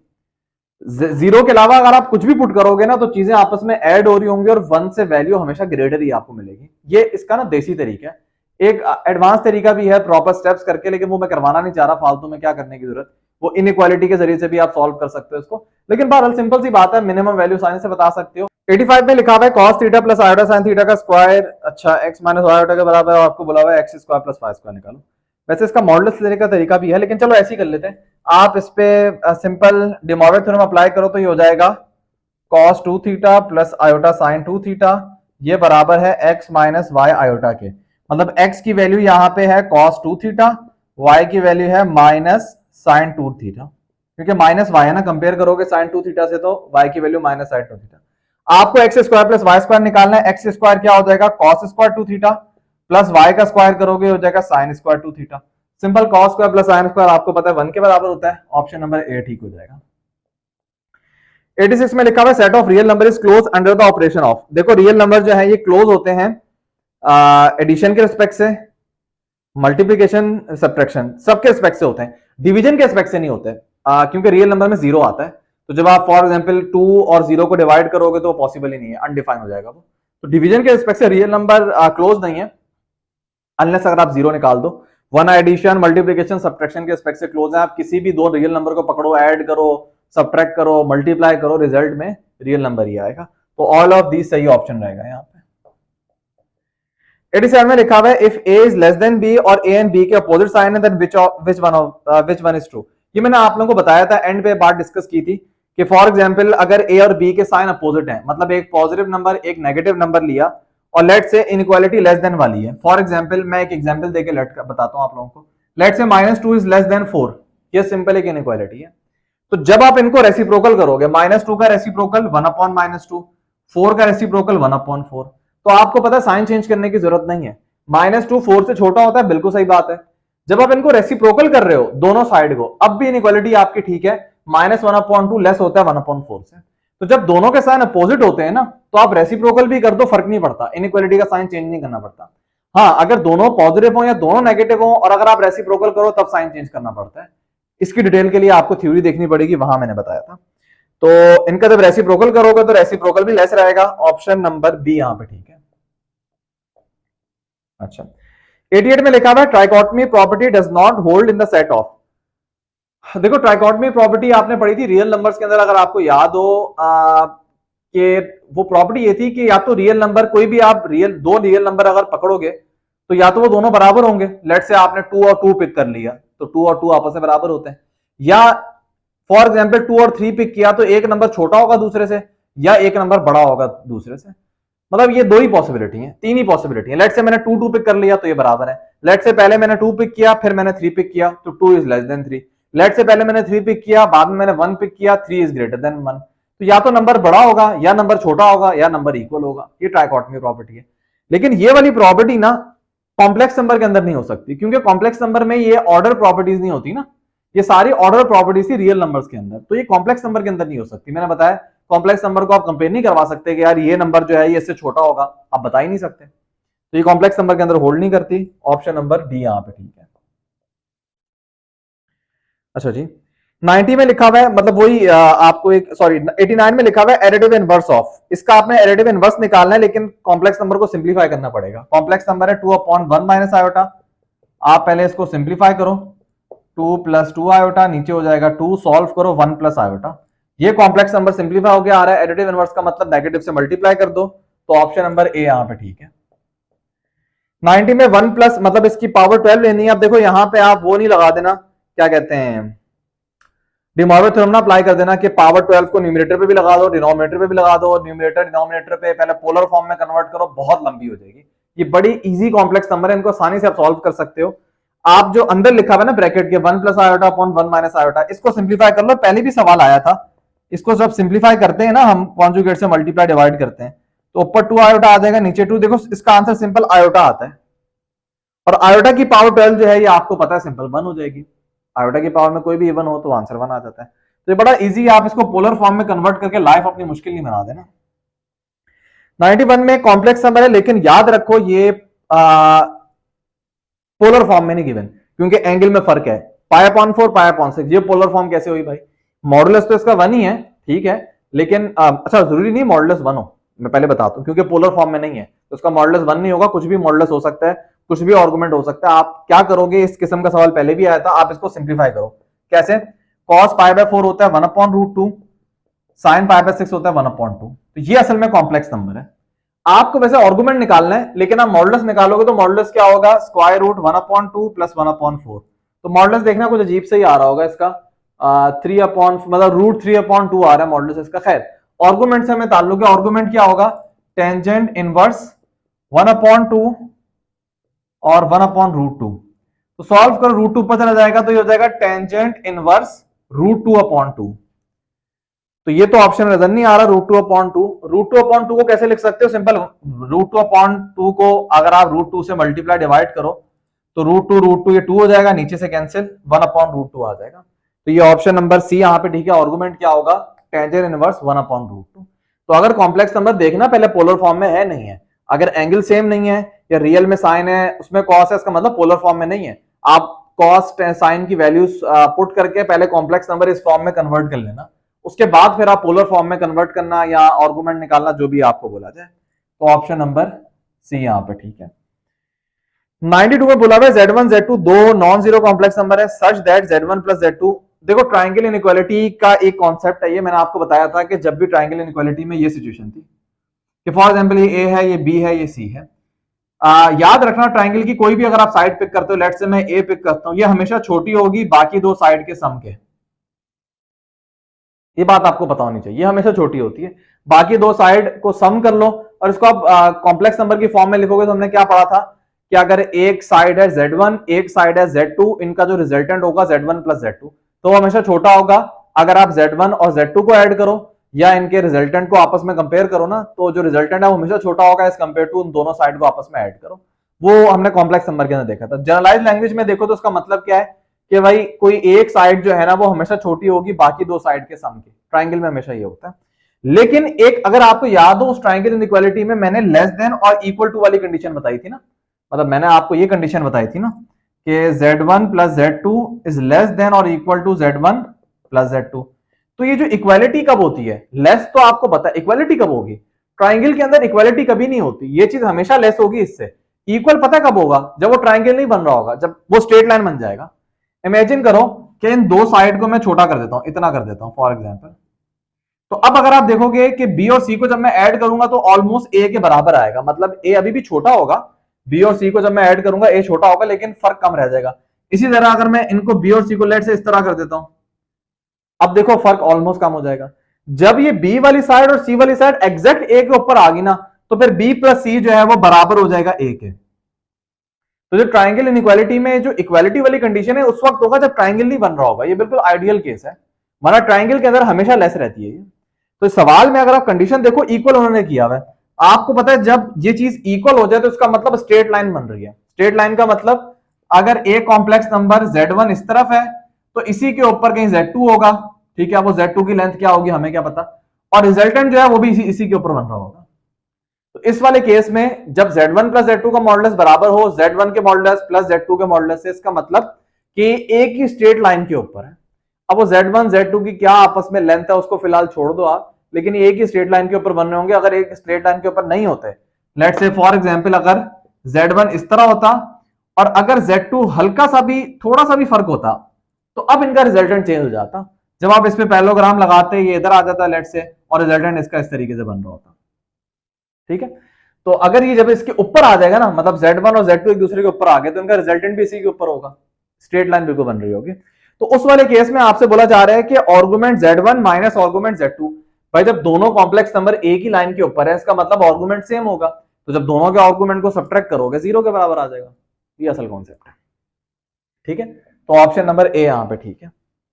93 में बोला हुआ है Z1 मतलब mod Z is equal to 1 क्या रिप्रेजेंट करेगा। ये बिल्कुल आखिरी लेक्चर में मैंने आप लोगों को बताया था कि जब भी इस फॉर्म में लिखा हुआ है ना मॉड Z, जनरलाइज फॉर्म में बात करते हैं, mod Z is equal to a और Z यहाँ पे कॉम्प्लेक्स नंबर है, तो ये हमेशा जब आप इसको ड्रॉ करोगे तो एक सर्किल मिलेगा। कैसे सर्किल मिलेगा वहां पे मैंने आपको बता दिया था। तो एक सर्किल मिलेगा जिसका रेडियस जो है वो ए के बराबर होगा। सवाल में लिखा हुआ है mod Z is equal to 1, इसका मतलब आपको एक सर्किल रिप्रेजेंट करेगा जिसका रेडियस 1 के बराबर होगा और जिसका सेंटर ओरिजिन के ऊपर होगा। तो खैर सर्किल ही ऑप्शन लिखा हुआ है तो ऑप्शन नंबर सी ठीक है। अच्छा जी 94 में यह बड़ा इजी है, आप एक काम करना न्यूमरेटर को मल्टीप्लाई करो आपस में, ठीक है। डिनोमिनेटर तो ऐसी ही है, आपको मॉडुलस निकालना है ना, तो सिंपल तरीका है कि डिवाइड करने से बेहतर है न्यूमरेटर का अलग मॉडुलस निकालना, डिनोमिनेटर का अलग मॉडुलस निकालना और डिवाइड कर देना। अब मुझे आंसर की भी बनानी है, ये भी बड़ा मसला है। खैर मल्टीप्लाई करते हैं, 2 1 2 और -3 आयोटा स्क्वायर जो कि +3 हो जाएगा तो ये 5 हो जाएगा, और 2 आयोटा -3 आयोटा ये हो जाएगा माइनस आयोटा। तो न्यूमरेटर का मॉडुलस आएगा √26, डिनोमिनेटर का मॉडुलस आएगा √13। इसको आप लिख सकते हो रूट के अंदर 26/13 जो कि 2 के बराबर होगा, √2 इसका आंसर है, ऑप्शन नंबर बी। नहीं समझ आया तो आप लोग करके देख लेना। 95 में अगर आप देखो तो आयोटा की पावर को ऐड किया हुआ, अगेन 4 कंसेक्यूटिव पावर का सम 0 होता है, तो आयोटा की पावर 1, आयोटा का स्क्वायर, आयोटा का क्यूब, आयोटा की पावर 4, इनका सम 0 हो जाएगा। फिर 5 6 7 8 0, इसी तरह 20 21 नहीं 20 वाला तो 0 हो जाएगा, 21 22 23 24, मतलब 4 का टेबल चल रहा है। 1 से लेके 4 तक का सम 0, 5 से लेके 8 तक का 0, 9 से लेके आप अगर ले जाओ उस पे 12 तक का 0 हो जाएगा, फिर 13 से लेके 18 तक का नहीं 13 से लेके 16 तक का 0 हो जाएगा, मतलब 13 14 15 16, फिर 17 से लेके 20, फिर 21 से लेके 24, इन सब का सम जो 0 हो जाएगा। पीछे बेचारा बचेगा आयोटा की पावर 25। तो आयोटा की पावर 25 को सॉल्व करना बड़ा आसान है, सिंपल इसका आंसर आयोटा हो जाएगा। तो ऑप्शन नंबर ए यहाँ पे ठीक है। 96 में आपको कॉम्प्लेक्स नंबर दिया हुआ और बोला हुआ है कि z की पावर -1 का मॉडुलस, आप इस पे डिमॉर्गन थ्योरम लगाने से बेहतर है, मैंने क्लास में बताया था z की पावर -1 का मॉडुलस बराबर होता है z मॉडुलस की पावर -1। तो आप पहले इसका मॉडुलस निकाल लो, जब मॉडुलस निकालोगे √5 का स्क्वायर 5, √3 का स्क्वायर 3, 5 + 3 8, मॉडुलस इसका आ रहा होगा √8 और इसकी पावर ले लो -1। पावर -1 का मतलब डिनोमिनेटर में ले जाओ इसको, तो 1/√8, √8 को आप लिख सकते हो 2√2। तो ऑप्शन नंबर सी यहां पे ठीक है। 97 में आपको एक कॉम्प्लेक्स नंबर दिया हुआ और बोला हुआ है कि इसका जो इनवर्स है मतलब मल्टीप्लिकेटिव इनवर्स आपको गिवन किया हुआ है और कॉम्प्लेक्स नंबर में ए आ रहा है, उसी ए की वैल्यू निकालनी है। ये कॉम्प्लेक्स नंबर गिवन है। एक काम करो, इसका मल्टीप्लिकेटिव इनवर्स दिया हुआ है ना, तो आप इसका मल्टीप्लिकेटिव इनवर्स निकाल लो। जो इसका मल्टीप्लिकेटिव इनवर्स निकालोगे ना ए की फॉर्म में आएगा, उसको इक्वेट करवाना जो सवाल में गिवन है, खुद ही ए आ जाएगा। इसका मल्टीप्लिकेटिव इनवर्स फॉर्मूले से भी निकाल सकते हो, लेकिन मुझे आसानी होती है मैं विदाउट फॉर्मूला निकालूं, तो ये हो जाएगा 1/3 - a बेटा। अब इसको सॉल्व करते हैं, ये सब बातें थ्योरी में मैं डिस्कस कर चुका हूं, कोई नई बात नहीं है। 3 + a बेटा, रियल पार्ट का स्क्वायर प्लस इमेजिनरी का स्क्वायर, तो ये हो जाएगा 3/9 + a स्क्वायर और a/9 + a square iota. Denominator में कोई इमेजिनरी नहीं है, रियल ही होगा ये, ठीक है। तो आप इस तरह ब्रेक करोगे, ये इसका मल्टीप्लिकेटिव इनवर्स है। आपकी कोशिश है ए निकालना, सवाल में मल्टीप्लिकेटिव इनवर्स क्या है 3/13, 2/13, तो आप जस्ट 3/13 रियल पार्ट है ना, और हमारा रियल पार्ट क्या आया है, जो हमने इसका मल्टीप्लिकेटिव इनवर्स निकाला है उसमें रियल पार्ट है 3/9 प्लस ए स्क्वायर। अब इमेजिनरी पार्ट को भी कंपेयर करवा सकते हो, मर्जी है। तो मैं क्या करता हूं, जो हमारे पास रियल पार्ट आया है ना 3/9 प्लस ए स्क्वायर, इसको कंपेयर करवाता हूं जो सवाल में लिखा हुआ है। सवाल में रियल पार्ट है 3/13, तो सॉल्व करते हैं। 3 से 3 कैंसिल, 13 उधर चला जाएगा, 9 प्लस ए स्क्वायर इधर आ जाएगा, ए स्क्वायर बराबर होगा 4 के, ए बराबर हो जाएगा +-2 के।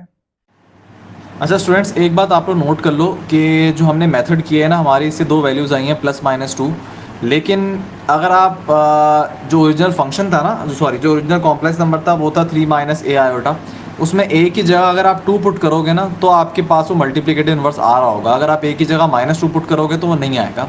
उसकी वजह ये है कि हमने जो मल्टीप्लिकेटिव इन्वर्स रख के जिस तरीके से a की वैल्यू निकाली है ना, उसमें a का स्क्वायर आया है और रिजल्ट में आपको दो वैल्यू मिल तो गई हैं, लेकिन वो वैल्यू दोनों सेटिस्फाई नहीं कर रही। सेम अगर आप इनके इमेजनरी पार्ट को कंपेयर करते तब जो दो वैल्यू आती वो दोनों डिफरेंट होती। उनमें से एक 2 आ रहा होता है, 2 आ रही थी वैल्यू, और एक डिफरेंट आ रही होती। अगेन वो वाली वैल्यू सेटिस्फाई नहीं करती, मतलब अगर आप वो कॉम्प्लेक्स नंबर के अंदर पुट करते और उसको इन्वर्स निकालते तो वो वाला इन्वर्स नहीं आ रहा होता जो सवाल में गिवन है। तो ये आपको एहतियात करनी पड़ेगी कि यहाँ पे चेक कर लो तो बेहतर है। ऑप्शन देख के भी आपको समझ आ रहा है +-2 का कहीं ऑप्शन नज़र नहीं आ रहा, तो या तो 2 है या -2 है, तो उस वक्त भी आपको चेक कर लेना चाहिए, सही है। या फिर दूसरा वाला तरीका जो मैंने क्लास में बताया अभी, जो बताऊंगा अभी, वो क्या है कि भाई सिंपल आपने दोनों को आपस में मल्टीप्लाई करना है और इनको इक्वल रखना है 1,0 के। इस तरीके से करोगे तो फिर आपको मसला नहीं होगा और आपके पास डायरेक्ट a की वैल्यू आ जाएगी। तो ये वो क्लैरिफिकेशन है जो मैं देना चाह रहा था। ऑप्शन नंबर सी यहाँ पे ठीक हो जाएगा। इसका एक दूसरा तरीका भी है कि आप इनको ना मल्टीप्लाई कर लो, मतलब आप ये दोनों एक दूसरे के इनवर्स है ना, मल्टीप्लिकेटिव इनवर्स है। तो पहले वाले कॉम्प्लेक्स नंबर 3, -a को मल्टीप्लाई करो दूसरे से और इसको बराबर रखो 1,0 के, और इस कंडीशन से भी आप a निकाल सकते हो। खैर 98 में क्या लिखा हुआ है कि एक कॉम्प्लेक्स नंबर है, आपको उसके रियल पार्ट और इमेजिनरी पार्ट को आपस में ऐड करना है, तो ऐड करके देख लेते हैं। कॉम्प्लेक्स नंबर ये लिखा हुआ है, आपको थोड़ी सिंप्लीफिकेशन करनी पड़ेगी, इसको जनरल फॉर्म में कन्वर्ट करना पड़ेगा। सबसे पहले तो आप एलसीएम ले लो इसका। अच्छा, इससे मल्टीप्लाई करो 4 + 2 आयोटा हो जाएगा, इसको इससे मल्टीप्लाई करो 6 - 3 आयोटा हो जाएगा। तो ऊपर है 10 माइनस आयोटा, नीचे है, इनको जब मल्टीप्लाई करोगे वही रियल पार्ट का स्क्वायर 2 का स्क्वायर 4 5 हो जाएगा। ये करना क्या था इसमें, अच्छा रियल पार्ट और इमेजिनरी पार्ट को ऐड करना था। अच्छा रियल पार्ट है, यहाँ पे सॉल्व करोगे 10/5 2 होता है और इमेजिनरी पार्ट है -1/5। तो रियल पार्ट कॉम्प्लेक्स नंबर का जो है 2 और इमेजिनरी पार्ट होगा -1/5। जब आप इनको ऐड करोगे सॉल्व करोगे क्या होगा, 5 × 10 10 - 1 9 9/5। ऑप्शन नंबर बी यहां पे ठीक है। 99 में लिखा हुआ है principal value of the argument, बड़ा सिंपल सवाल है, थर्ड क्वाड्रेंट के अंदर है। टेंजेंट इनवर्स -1/-1, सिंपल टेंजेंट इनवर्स 1 हो जाएगा जो कि 45 होता है। थर्ड क्वाड्रेंट में क्या करोगे, 45 - 180 -135 रेडियन में 135 होता है 3π/4, तो -3π/4 ऑप्शन नंबर सी। और फाइनली 100 है, एक कॉम्प्लेक्स नंबर z दिया हुआ है, बोला हुआ है कि अगर इसमें x 0 हो और y <0 हो। देखो अगर इस कॉम्प्लेक्स नंबर में x 0 है, इसका मतलब ये इमेजिनरी मतलब y एक्सिस के ऊपर होगा, क्योंकि रियल पार्ट 0 है इसका। अब y एक्सिस पे पॉजिटिव y पे होगा नेगेटिव y पे, इन्होंने लिखा हुआ है कि y नेगेटिव है, इसका मतलब नेगेटिव y एक्सिस के ऊपर होगा। मतलब for example z = -4 iota -3 iota इस टाइप का होगा ना, तो नेगेटिव y एक्सिस पे कॉम्प्लेक्स नंबर है। और जब भी complex number negative y axis पे होगा तो उसका आर्गुमेंट हमेशा -90 डिग्री होता है। तो -90 ऑप्शन नंबर यहाँ पे बी ठीक है।